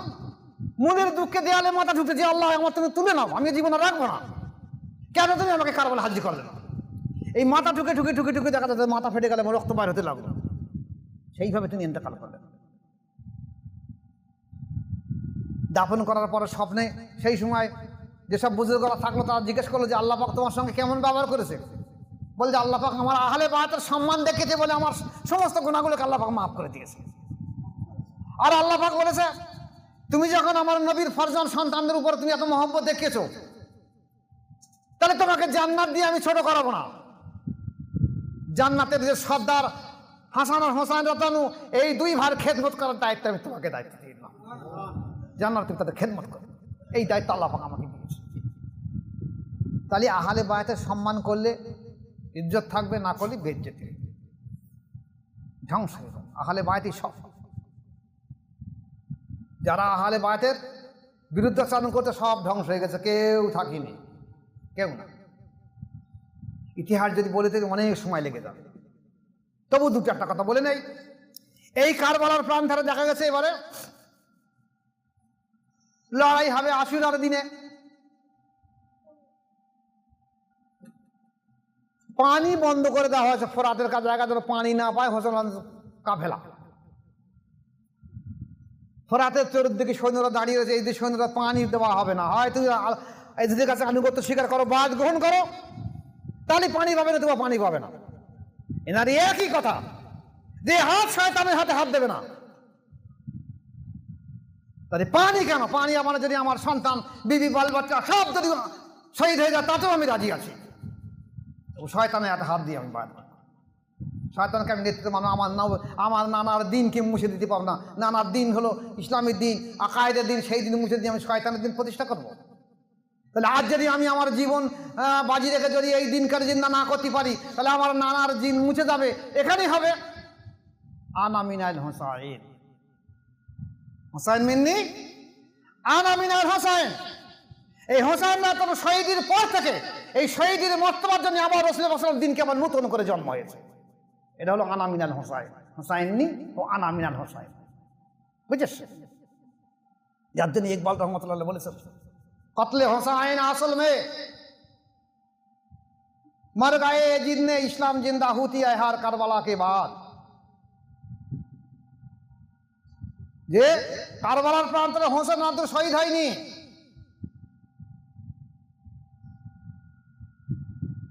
বরঞ্চ এজিদ মারা গেছে।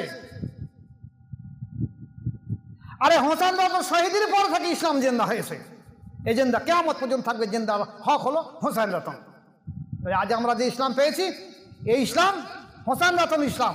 এই ইসলাম রাসূল পাক সাল্লাল্লাহু আলাইহি ওয়াসাল্লাম যে কথা হোসাইন মিন্নি আনা মিনাল হোসেন, এই আনা মিনাল হোসেনের ইসলাম, এটা আল্লাহ রসুলের ইসলাম। কিন্তু জীবন দিয়ে উনি দেখিয়ে দিয়েছেন যে তোমরাও যদি তেমন দিন আসে, নিজের বিবি বাল বাচ্চা, নিজের সন্তান, নিজের জীবন, নিজের ধন সম্পত্তি সব কিছুকে যদি ইসলামের রাস্তায় কোরবান করে দিয়ে দিতে পারো, তাহলে তুমি আহলে বায়াতের মধ্যে গণ্য হয়ে থাকবে।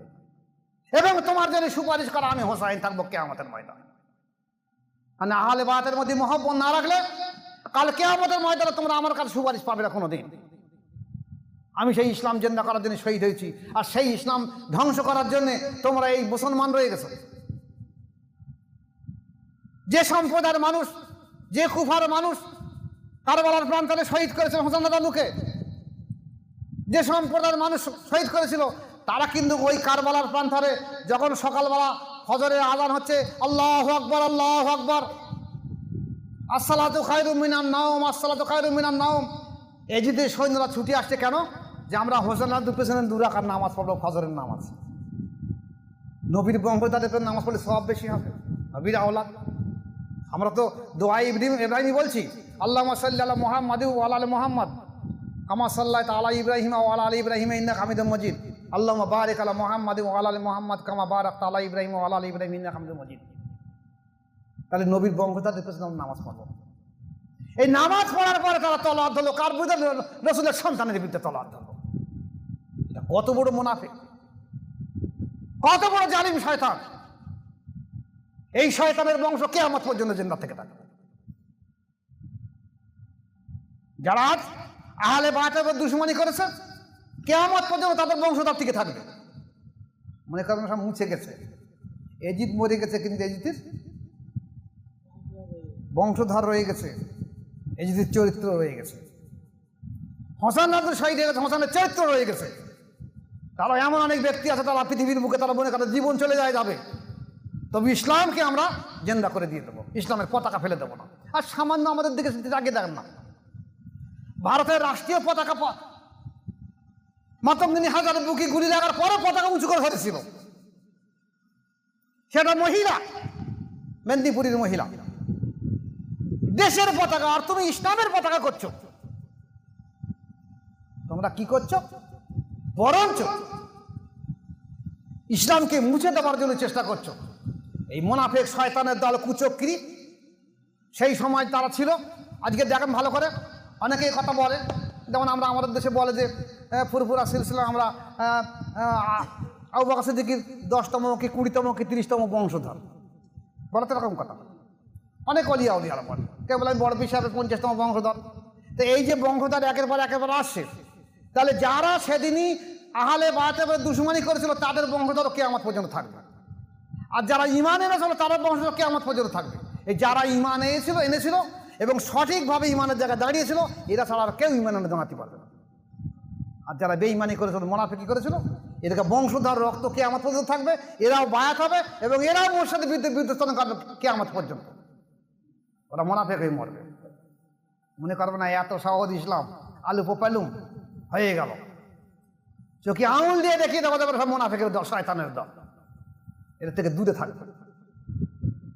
যেখানে বুজুর্গান দিন গান বলেছে, তুমি বায়াত গ্রহণ করার পর যদি একটা লতিফা তোমার জিন্দা হয়, একটা লতিফা, মৃত্যুর আগ পর্যন্ত ধোঁয়া সাপের মতন হয়ে থাকবে।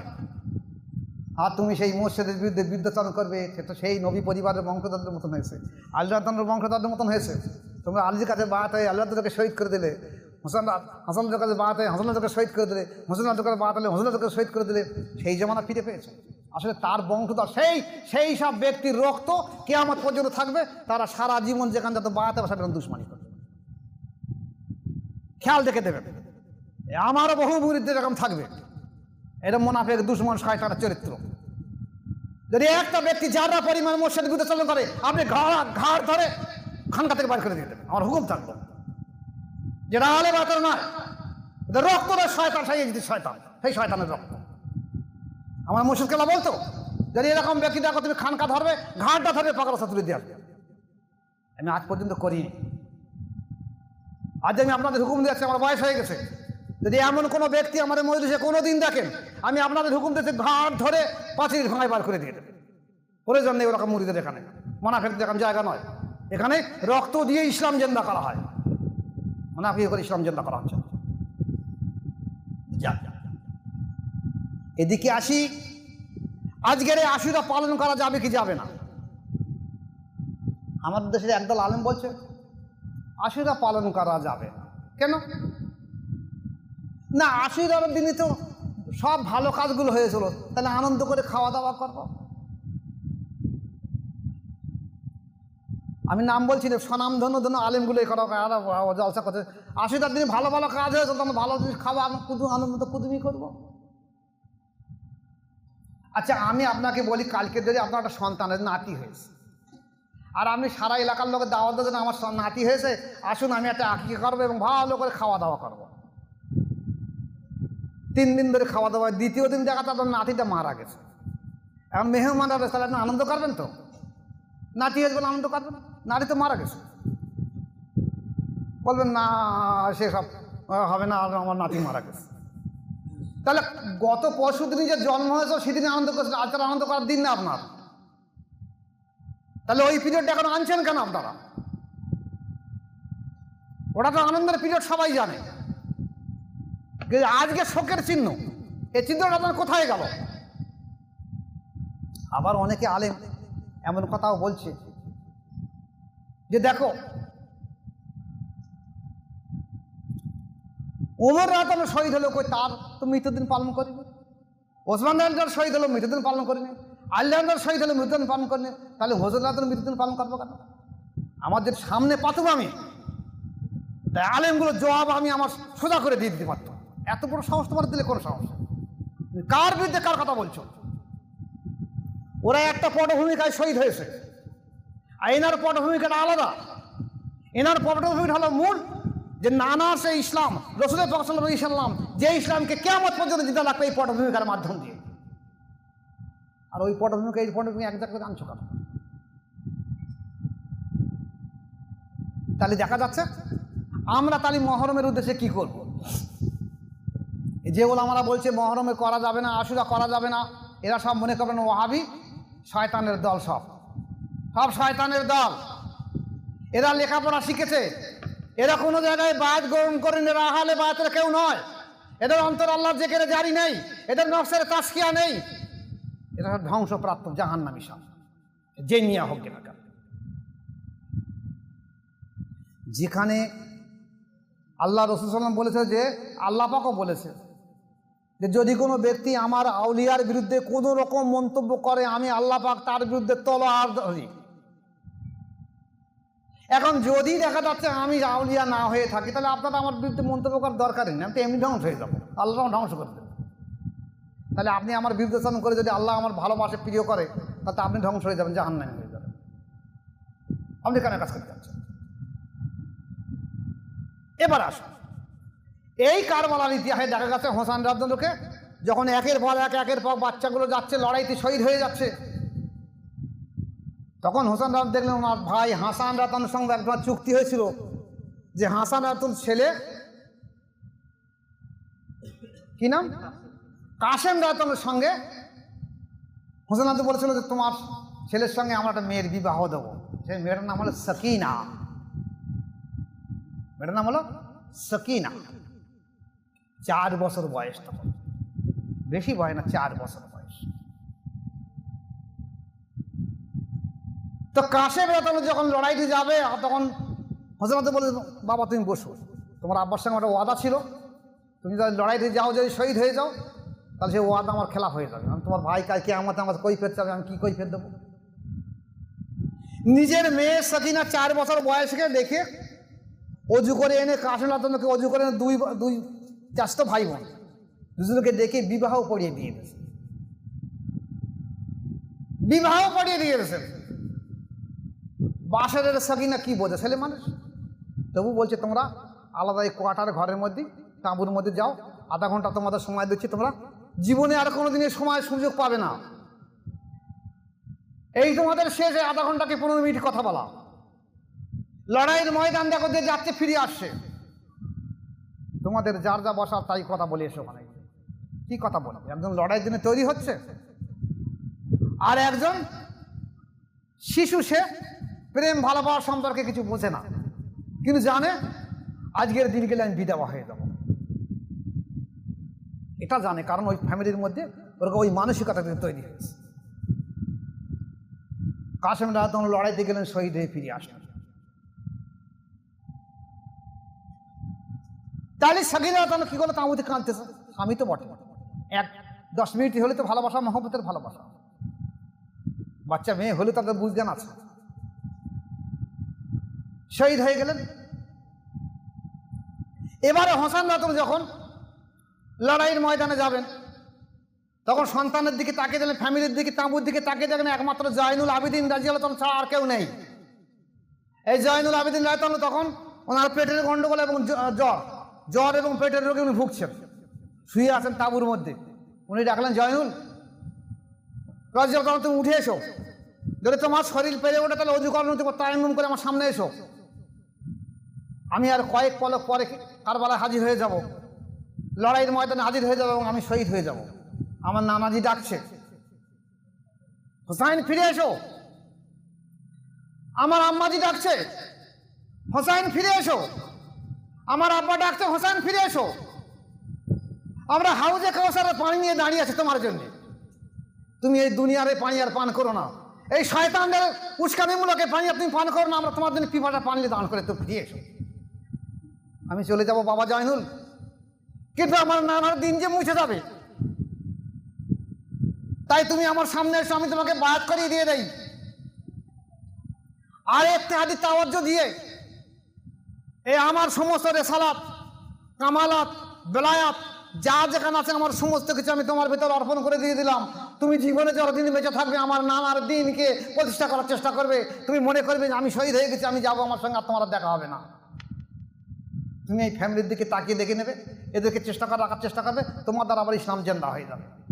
তাহলে হোসেন রাতুল কারবালায় লড়াইতে পৌঁছে যাচ্ছেন, জীবন বাজি রেখে 2 রাকাত নামাজ পড়ে সন্তানদের, বিবি বাল বাচ্চা, মেয়ে ছেলেদের সবাইকে দেখে বিদায় নিচ্ছেন। তখন উনি চিন্তা করছেন আমার নানার দিন মুছে যাবে, তাই নানার দিনকে কিয়ামত পর্যন্ত জিন্দা রাখার জন্য আমার অসুস্থ ছেলের শরীরকে উনি কি করেছেন? সামনে নিয়ে হাজির করেছেন, তোর দ্বারা দিন জিন্দা হবে, তুমি এই সময়কে বায়াত গ্রহণ করো। তাহলে আজকের যে ওলামারা বলছে বায়াতের প্রয়োজন নেই, কারবালার এই ইতিহাস থেকে তুমি কি শিক্ষা নিয়েছো? হোসাইন রাতানু যে কারবালায় শহীদ হওয়ার আগে, যাওয়ার আগে জয়নুল আবেদিন রাতানুকে দেখে উনি বায়াত করিয়ে দিয়েছেন, এই জ্ঞান তোমাদের হলো না? তোমরা কিতাব দেখুনি? কি কিতাব দেখেছো তোমরা?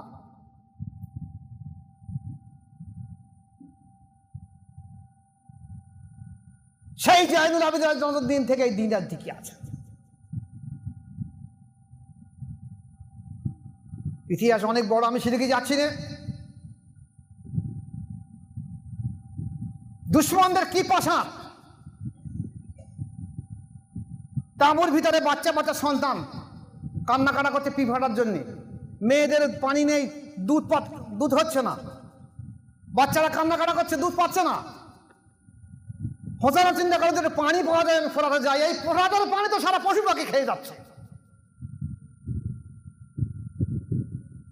সারা জীবজন্তু প্রাণীকুল খেয়ে যাচ্ছে, তাহলে আমার সন্তানকে ফোরাতের পানি পাবে না? কি এমন অন্যায় করে এছাড়া?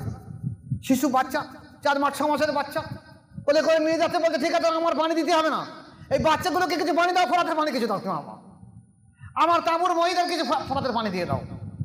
ওরা বলছে পানি দেওয়ার হুকুম নেই। পানির বিনিময়ে কি দেওয়া হলো? বিষ মাখানো তীর ছুঁড়ে বাচ্চা আলী আসগরের বুকে মেরে দেওয়া হলো। বাচ্চাটাকে নিয়ে কাঁদতে কাঁদতে কাঁদতে কাঁদতে স্ত্রী কোলে দিয়ে দিতে, যাও তোমার বাচ্চাটাকে ধরো। ওরা আরে দুনিয়ার পানি পান করা হলো না, জান্নাতের পানি পান করবে, হাউজে কাউসারের পানি পান করবে।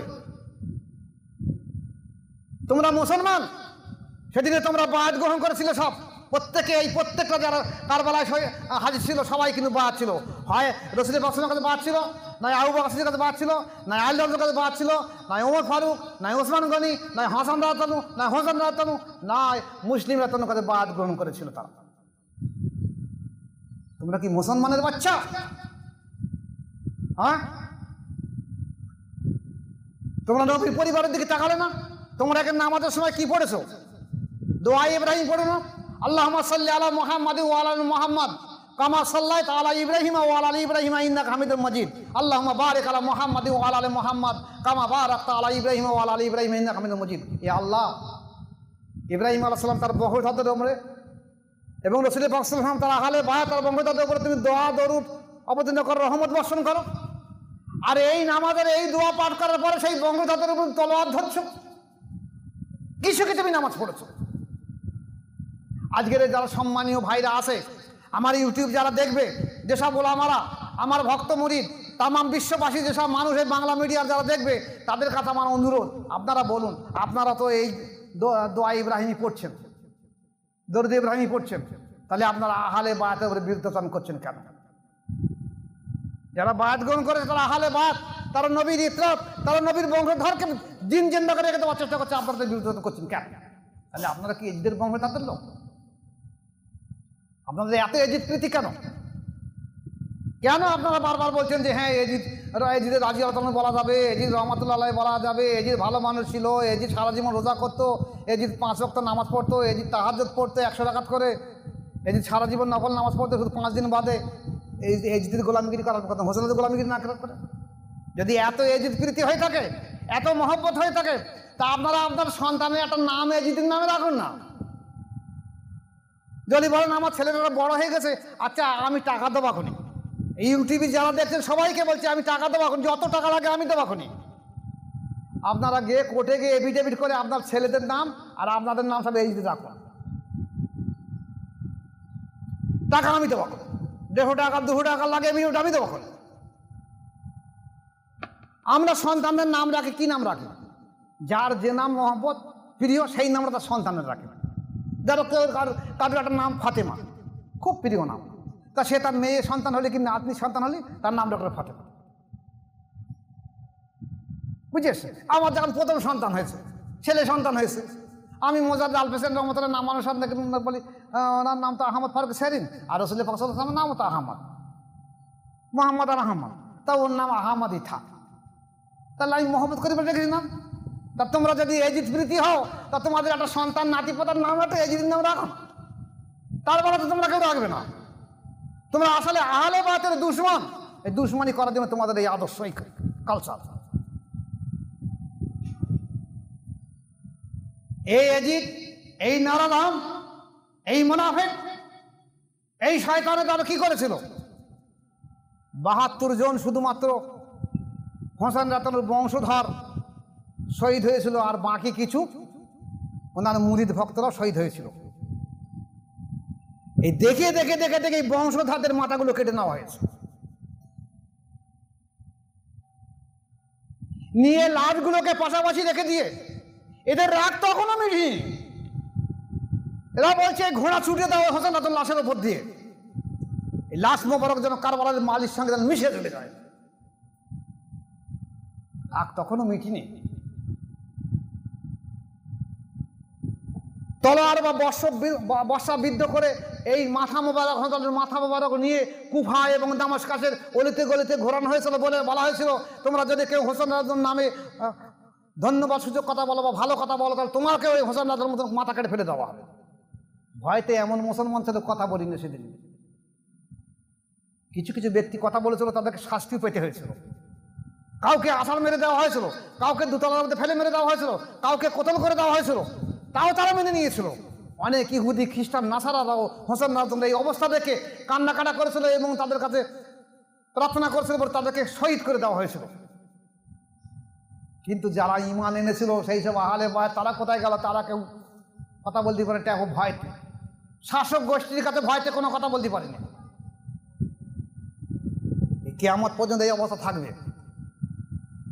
যেদিন দেখবেন আমার মতের হতভাগা আহলে বায়াতের দাবিদার যদি আমার দুশ্মন না থাকে, মনে করবেন আমার ভেতরে ঈমান, আমার কিছু নেই, আমি সাধারণ মানুষের মতন হয়ে গেছি। আর যদি মনে করেন যে আমার পাড়া প্রতিবেশী দেই দুশ্মনী করে, আমার মুরিদরাও আমার উপরে মুনাফিকি করে, দুশ্মনী করে, তাহলে মনে করেন নিশ্চয়ই আমার এখানে ঈমান আছে। নতুন এরকম করছে কেন? যেখানে কিছু নেই তার কিছু বলবেন। আর যেমন পীর সাহেবের কাছে যেখানে কিছু নেই, তার কাছে বায়াতে তার নামে কোনো কথা বলে না, কিন্তু এখানে বলছে কেন? এটা আসলে এদের রক্ত ওই রক্তের রয়ে গেছে, তাই এরা এরকম বিবেচন করে।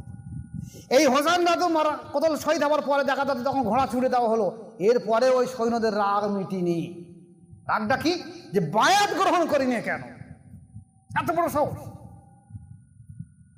রাগের বই প্রকারের ফুটে উঠতে লাগলো আস্তে আস্তে। কি করা হলো? দাও ওই মেয়েদের তবগুলো ধরে দাও।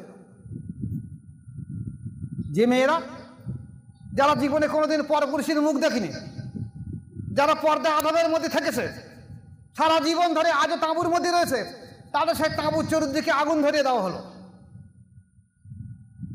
সেই বাচ্চা বাচ্চা মেয়েরা, সকিনা তার স্বামী হারা হয়ে গেছে কয়েক পলক আগে, বাপ হারা হয়ে গেছে কয়েক পলক আগে, ছুটে তাঁবু থেকে বাইরে হয়ে আসতেছে। এইবার ঘোড়া লিলিয়ে দেওয়া হচ্ছে, ঘোড়া তাদের পিছনে ঘোড়া ছুটে দেওয়া হচ্ছে, আরো জোরে ছুটু, আরো জোরে ছুটু। গায়ের পোশাকগুলো খুলে নেওয়া হচ্ছে।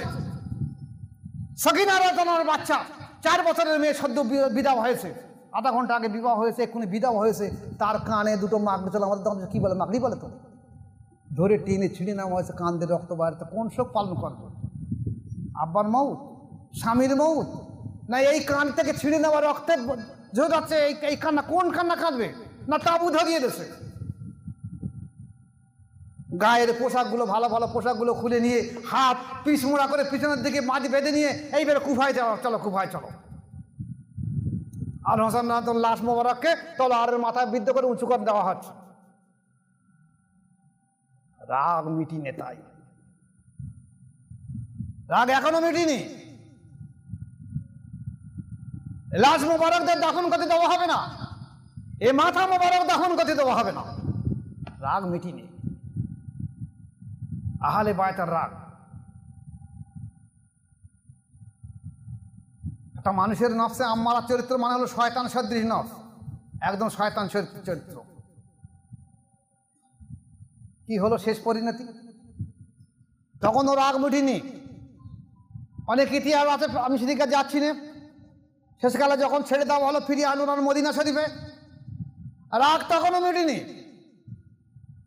রাগ গেল রসুলের বাসনের উপরে, আল্লাহ রসুলের মাজারের পাশে এদিকে পাঠিয়ে দিল ঘোড়া, গরু, দুম্বা, ভেড়াগুলো যে ওখানে থাকবে, আর মসজিদুন নববীতে তোমরা কেউ নামাজ পড়তে পারবে না। এরা এই রসুলের বাসনের মাজারের চতুর্দিকে পায়খানা করবে, 20 টাকা করবে, পেশা পায়খানা করবে। রাগ তখনও মিটিনি। আর বলছে তুমি রাজি আল্লাহ তাআলা কত ভালো অসভ্য দাও। সেদিন ইয়াজিদ সৈন্যদেরকে হুকুম দিয়ে দিল যে মদিনার নারীদেরকে তোমাদের জন্য আজ হালাল করে দিয়ে দেওয়া হলো। হাজার হাজার মেয়েরা ধর্ষিত হয়েছিল আর জন্য, ইয়াজিদের জন্য। রাগ তখনও মিটিনি ইয়াজিদের। যেখানে এতটুকু করার পরে রাগ মিটে, চলো মক্কায় চলো, কাবা ভেঙে দিয়ে দাও, কাবার গ্লাভ ধরিয়ে দিয়ে দাও।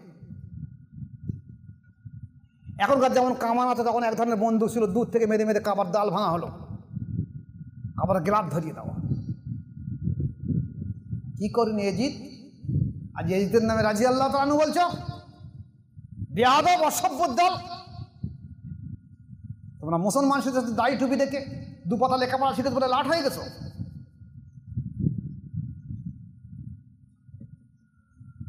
আজ যদি আহলে বায়াত না হোসেন আদল শহীদ না হতো, তাহলে ইসলাম আজকের পুনর্জন্ম ফেরত। এখন যদি বলেন আমি বায়াত হবো কেন, একটা ছোট ঘটনা বলে দিই তাহলে।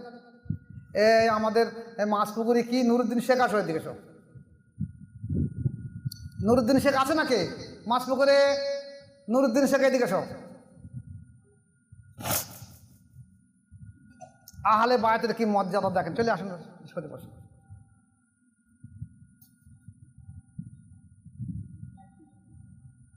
এখানে আসুন, রাস্তা দিয়ে দাও,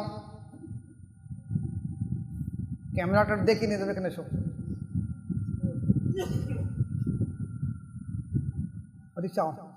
এ হলো নুরুদ্দিন শেখ, মাসপুকুর বাড়ি। কোন থানা? বারাইপুর থানা, মাসপুকুর। ওনার স্ত্রী গত মাসের 14 তারিখে, এটা তো জুলাই মাস, গত জুন মাসের 14 তারিখে চিত্তরঞ্জন হসপিটালে ভর্তি হয়েছে।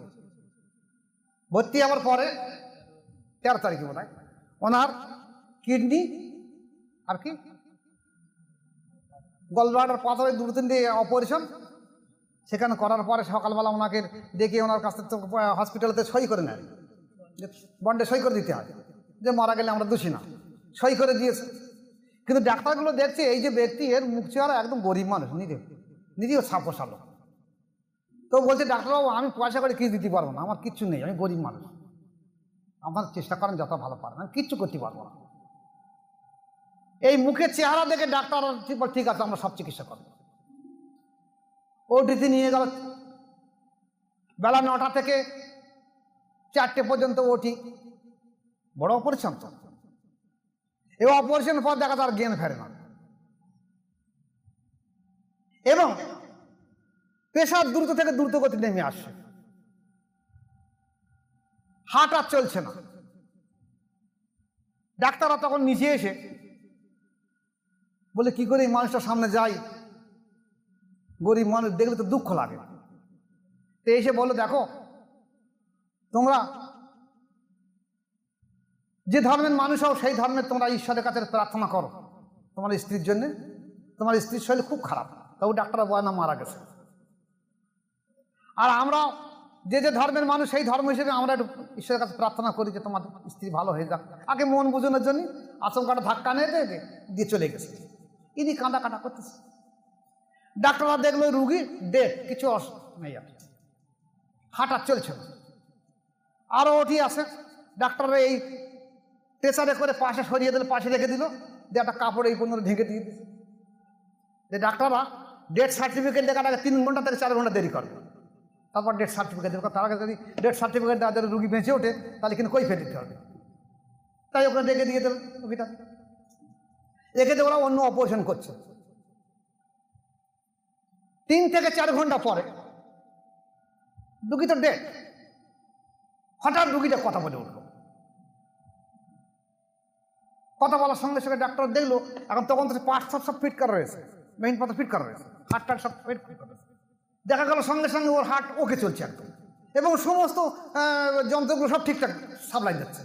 ডাক্তার বললো কী বলো, কি মিরাকল নাকি? মরা রুগী যে জানতে হবে তো মিরাকল। জিজ্ঞেস করলো কী ব্যাপার? তা বলছি দেখো আমি, আপনারা যে বলছেন যে রুগীটা মারা গেছে, এর খবর দাও, ওর বাচ্চা কাচ্চা আমি সব শুনতে পাচ্ছি কিন্তু বলতে পারছি না, আমার কান সাথে যাচ্ছে। তো এই সময় দেখলাম আমার মুর্শিদ এসে আমার পাশে দাঁড়িয়ে বলছে তোমার তো অপারেশন অনেক সময় হয়ে গেছে, তুমি এখন শুয়ে রয়েছো, যাও উঠে যাও, বাড়ি চলে যাও। বলে বলার সঙ্গে সঙ্গে আমার চেতনা ফিরে আসলো, আমি আউ করে উঠলাম। ডাক্তাররা ছুটি আসলো, এই ডাক্তার দেখলো সমস্ত পার্ট তো সবকে চলছে, তাড়াতাড়ি ওনাকে নিয়ে আবার ওনার বেডে শুয়ে দিয়ে দিল। ওনার স্বামীকে খবর দিল, ফিরে আসলো, দেখাশোনা করে দিল, তোমার স্ত্রী ভালো আছে দেখে দাও। ডাক্তাররা বলছে কি মিরাকল, কি ব্যাপার? তা মেয়েজনা বলছে আমি তো জানি না, তবে আমার মুর্শিদ, আমি দেখলাম উনি আমার কাছে মাথায় হাত দিয়ে বলছে তুমি এখনো শুয়ে আছো, কারণ তোমার তো অপারেশন হয়ে গেছে 3 ঘন্টা আগে, তুমি উঠে বাড়ি চলে যাও। তো ওরা তো বলতে বলে মুর্শিদ আবার শিখি। তাহলে কি আমাদের দীক্ষা গুরু বলে তাই? এখন ওরা তো ওসব বোঝে না, বলে হ্যাঁ তাই হবে বোধ হয়। ডাক্তাররা বুঝলো, একটা হিন্দু খ্রিস্টান জৈন ডাক্তার, তারা বলতে লাগলো যে তাহলে দীক্ষাগুরু সত্যিকার তো প্রয়োজন আছে, দীক্ষাগুরু সত্যি প্রয়োজন আছে, মুর্শিদের প্রয়োজন আছে। যে সম্পর্কে বড় পীর আব্দুল কাদের জিলানী রহমতুল্লাহ আলাইহি হাদিস দিয়েছেন যে যদি কোনো ব্যক্তি ইলমে মারেফাত শিক্ষা করতে করতে মারা যায়, আল্লাহ পাক তার কবরে 2 জন ফেরেশতা পাঠিয়ে দেবেন। তারা কিয়ামত পর্যন্ত তাকে ইলমে শরিয়াত এবং ইলমে মারেফাতের শিক্ষা দেবে, এবং কিয়ামতের ময়দানে সে আলেম এবং আশিক এবং আবেদ হয়ে উঠবে। বড় পীর আব্দুল কাদের জিলানী রহমতুল্লাহ আলাইহি বলেছে ফেরেশতারা তো ইলমে মারেফাতের মোহ জানে না, তাহলে ফেরেশতা সেখানে কি করবে? বরঞ্চ একদিকে তার মুর্শিদের রুহানি ফয়েজ থাকবে, আর একদিকে রাসূল পাক সাল্লাল্লাহু আলাইহি ওয়াসাল্লামের রুহানি ফয়েজ থাকবে।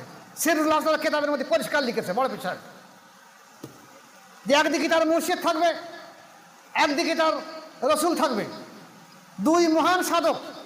এই বলতে 2 ফেরেশতা বলতে নবী ও ওলির রুহানি শক্তি।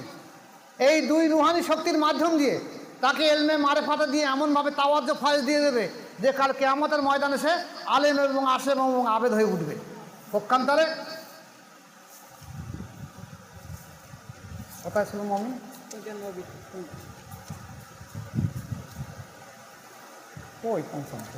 পক্ষান্তরে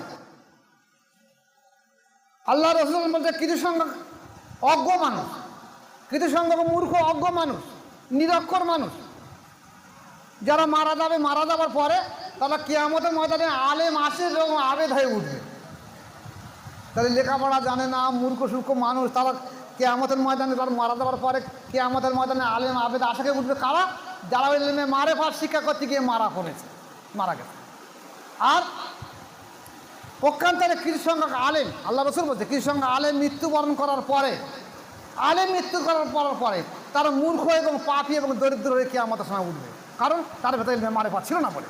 তাহলে যে ইলমে মারেফাত শিক্ষার জন্যে মাশায়েখের প্রয়োজন, আহলে বায়াতের প্রয়োজন, তার জ্বলন্ত প্রমাণে নুরুদ্দিন শেখ তার জীবিত অবস্থায়। আর আপনারা বলছেন আহলে বায়াতের প্রয়োজন নেই, মারেফাতের প্রয়োজন নেই, মুর্শিদের প্রয়োজন নেই। এটা প্রমাণ দেখালাম আমি তো যে হ্যাঁ মুর্শিদের প্রয়োজন আছে। তাহলে আপনার এদের কোনো কথায় কর্ণপাত দেবেন না, কোনো কথায় না।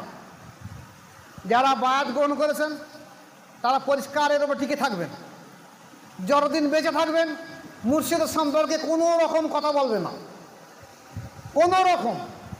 যদি কোনো রকম মনে কোনো রকম বিরূপ ধারণা আসে তাহলে সঙ্গে সঙ্গে মুর্শিদের সঙ্গে পরামর্শ করে দেবেন, কারণ শয়তান ওই ওয়াসিলা করে আপনার কলবে বসে আপনাকে ধোঁকা দিয়ে ধ্বংস করে দিয়ে দেবে। সে চাবে মসজিদে খুন বের করতে, এইভাবে ধ্বংস করে দিয়ে দেবে। তাই এই কাজ করবেন না।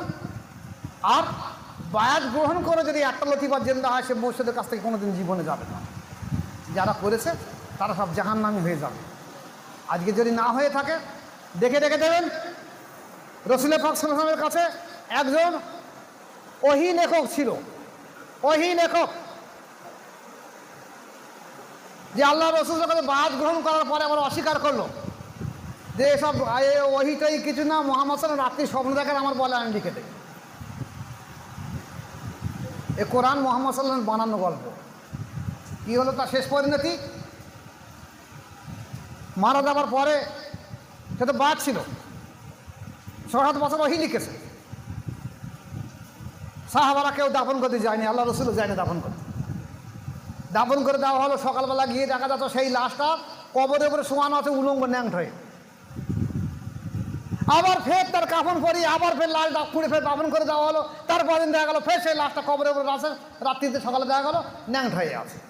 এইভাবে 1 দিন 2 দিন 5 দিন 7 দিন হওয়ার পরে তার বংশধররা এসে আল্লাহ রাসূলের কাছে কাঁটা করে ইয়া রাসূলুল্লাহ, সে তো মরে গেছে, জাহান্নামী হয়ে গেছে, কিন্তু আজ দুনিয়ার বুকে এই যে তার বেইজ্জতি, আমরা বংশধর আমাদের কষ্ট লাগছে, আপনি একটু দোয়া করে দেন। কিসের জন্য? আহলে বায়াতের জন্য। রাসূল পাক সাল্লাল্লাহু আলাইহি ওয়াসাল্লামের 2টো মেয়ে জায়নাব আর রোকেয়া রাদিয়াল্লাহু তাআলা আনহুমা, এই দুইজন মেয়েটাকে আবুল আহাবের দুটো ছেলের বিয়ে দিয়েছিল। একটার নাম হলো উতবা, একটার নাম হলো ওতাইবা, দুই শয়তান। এই দুজনা আবুল আহাব বলেছিল যে আল্লাহ রসুলের মেয়েকে তোমরা তালাক দিয়ে দাও, নতুবা তোমাদের আমরা সম্পত্তি দেবো না, বাড়ি রাখবো না। তাই তালাক দিয়েছিল। এবং রসুলের পাক সাল্লাল্লাহু আলাইহি ওয়াসাল্লামের দেখা হলে রসুলের পাক সাল্লাল্লাহু আলাইহি ওয়াসাল্লামের দিকে মুখ করে থুতু ফেলতো। তাই আল্লাহ রসুল বলেছিলেন যে আল্লাহ, তোমার এই দুনিয়ায় কি এমন কোনো জালিম জানোয়ার নেই যে এই শয়তানের জন্য যথেষ্ট হয়ে যায়?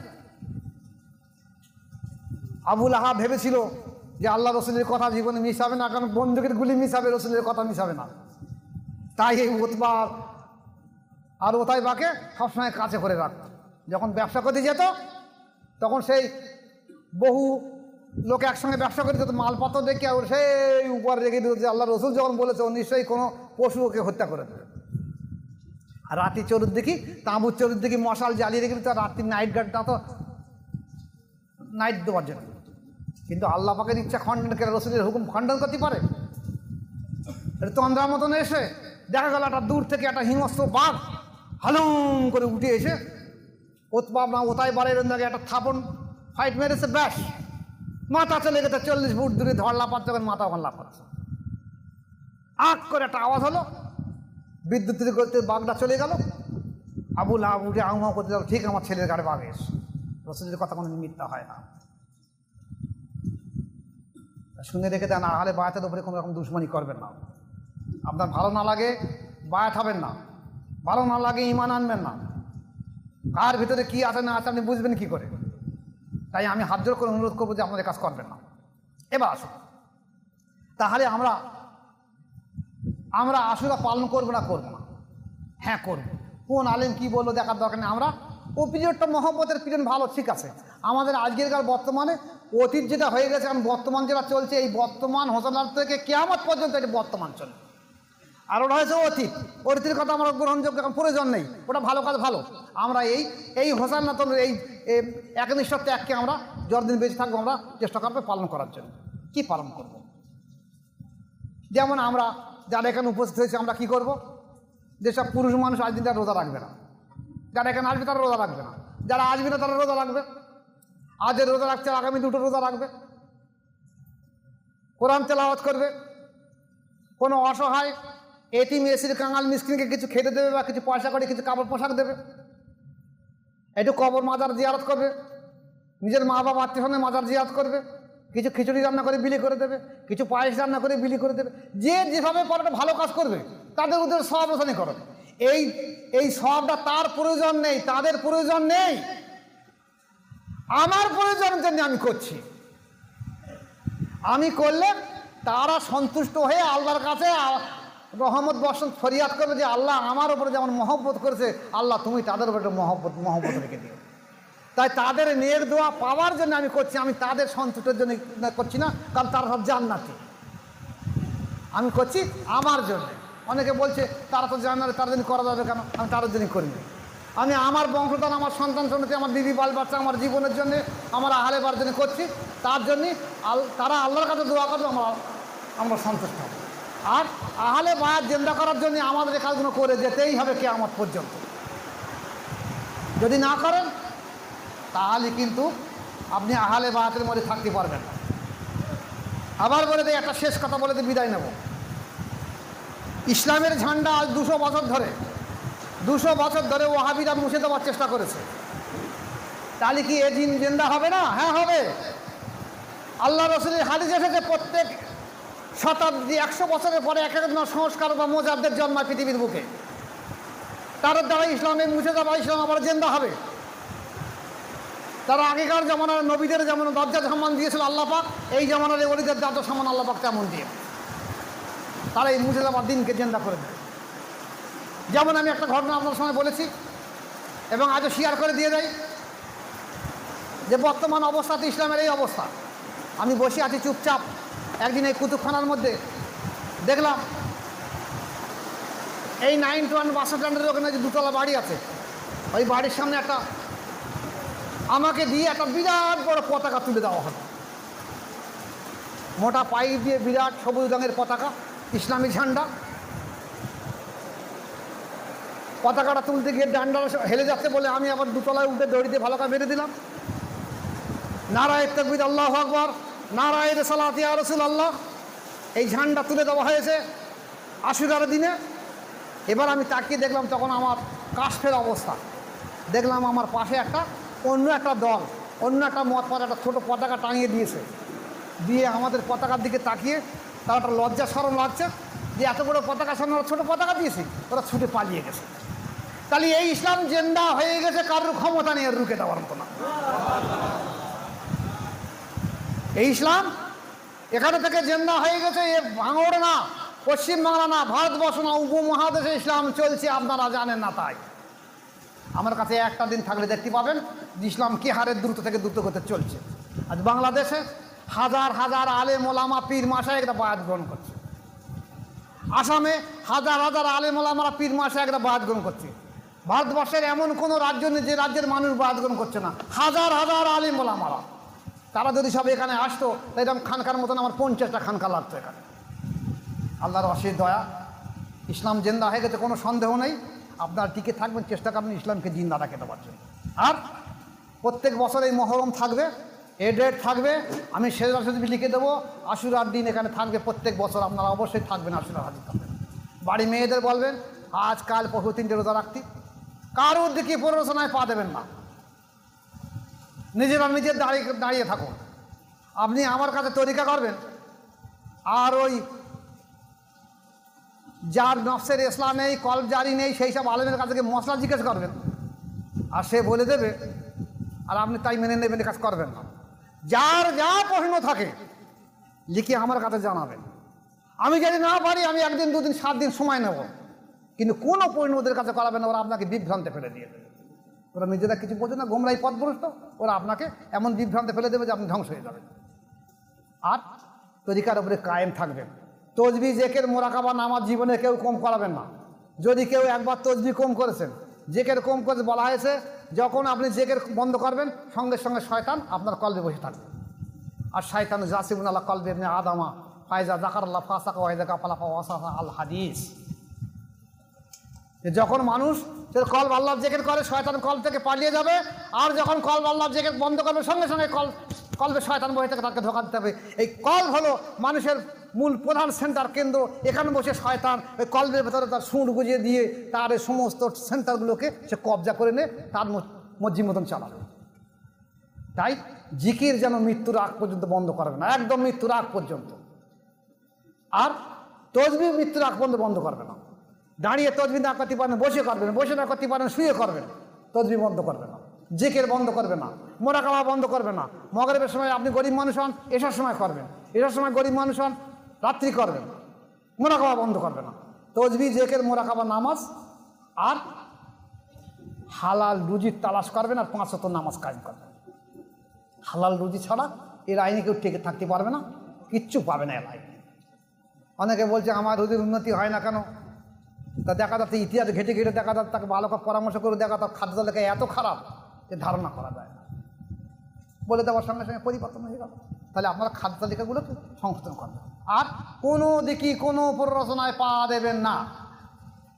যদি আমাকে মুর্শিদ বলে মেনে রেখে দেন, তাহলে খেয়াল রেখে দেবেন আল্লাহ রসুলের হাদিস, তুমি তোমার জীবনের থেকে যদি রসুলকে বেশি না ভালোবাসতে পারো, জীবনে কোনো পূর্ণ মোমেন হবে না। আর তুমি যারা বাদ গ্রহণ করেছো, তোমার জীবনের থেকে যদি তোমার মুর্শিদকে বেশি না ভালোবাসতে পারো, তুমি জীবনে মুরিদ হয়ে গণ্য হবে না। এবং তোমার জীবন, ধন সম্পত্তি, মালামাল, বিবি বাল বাচ্চা, মসজিদের যদি কোরবান করে দিতে পারো, তুমি পূর্ণ মোমেন হতে পারো না জীবনে। তাই ওসব পাল্টে ফেলে দেন। আর আমি হুকুম দিয়ে দিচ্ছি, আমার কোনো মুরিদ যদি আপনাদের সামনে কোনো রকম আমার বিরুদ্ধে মন্তব্য করে, বলবেন তুমি শয়তানের চক্রান্তে পড়ে গেছো, সংশোধন করে নাও। না সংশোধন করে ঘাটটা ধরে 5 ফাঁকায় বার করে দেবেন। আর যদি আপনার এলাকায় তার সঙ্গে সালাম মোসাফা করবেন, মোনাফেকদের সম্পর্ক রাখবেন না, মোনাফেকদের সঙ্গে সম্পর্ক রাখবেন না। যে ও জাহান্নামী, ও মুনাফেক, ও শয়তান সদৃশ, ওর অন্তরে শয়তান বয়ে গেছে, ওর সঙ্গে আমাদের কোনো সম্পর্ক। ও শয়তান, আমরা মুসলমান, সম্পর্ক রাখবেন না। এই পর্যন্ত থাক না। আল্লাহ আমাদের প্রত্যেক ভাইকে তৌফিক দেন আশুরা হিসেবে পালন করার, যেন আমরা কাল কিয়ামতের ময়দানে হোসেন রতনু, হাসান রতনু, আল রতনু, ফাতেমা, আহলে বায়াতের পাক পাঞ্জাতনের জন্য সুপারিশ পেতে পারি, এবং আমরা যেন মৃত্যু পর্যন্ত এই তরিকা, এই রেসালাতের মধ্যে টিকে থাকতে পারি।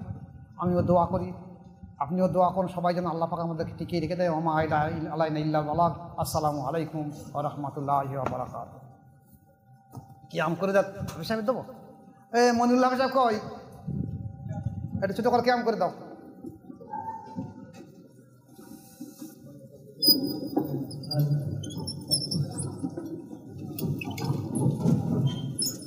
আগামী সপ্তাহে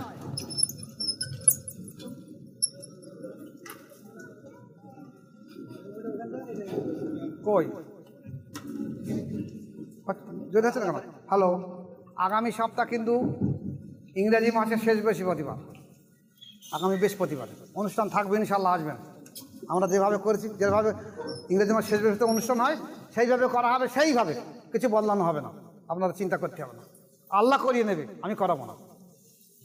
কি আম করি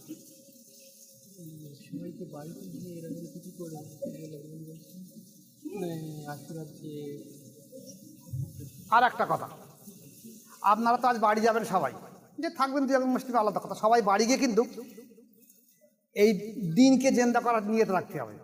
আপনারা বাড়ি গিয়ে আজকে চেষ্টা করবেন যারা সন্ধ্যের মধ্যে বাড়ি যাবেন, তারা চেষ্টা করবেন এক আধ কেজি চাল ডাল আলু খিচুড়ি রান্না করে বিলি করে দেওয়ার জন্য, যে আমরা আশুরা পালন করছি।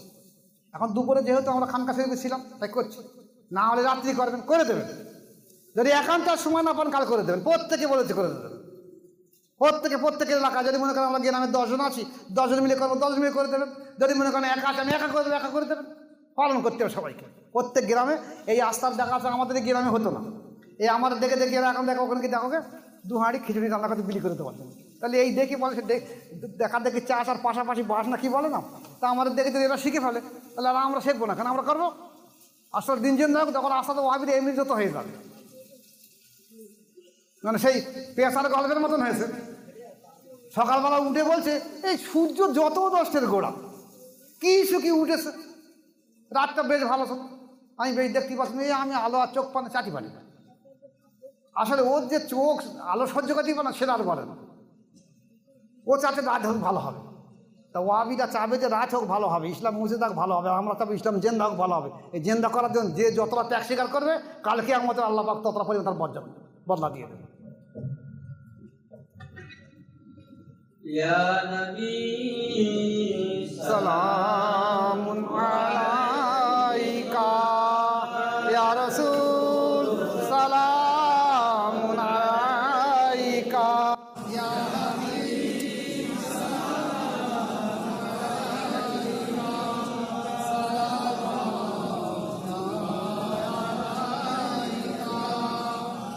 ইয়া রাসূলুল্লাহ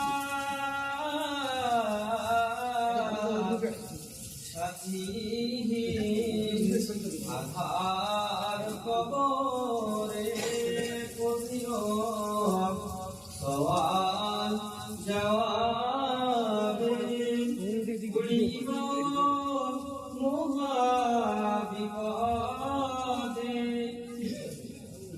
ও গো নবী সবাই রাতে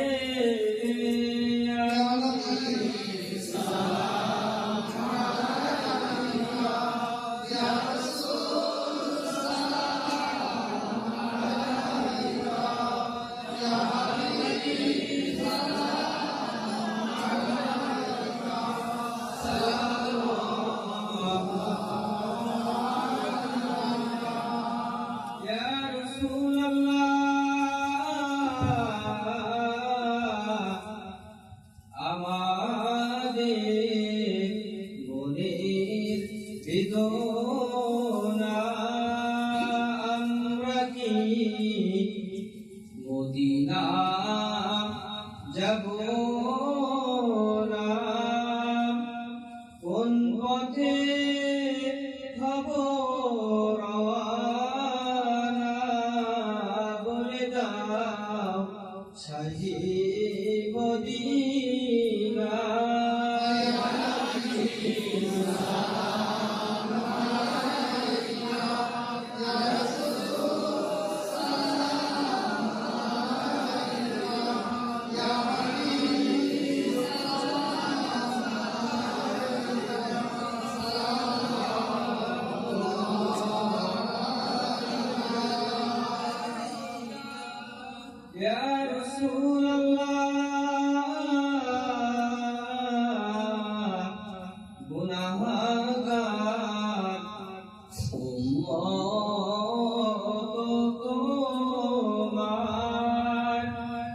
নবী গো একেবারে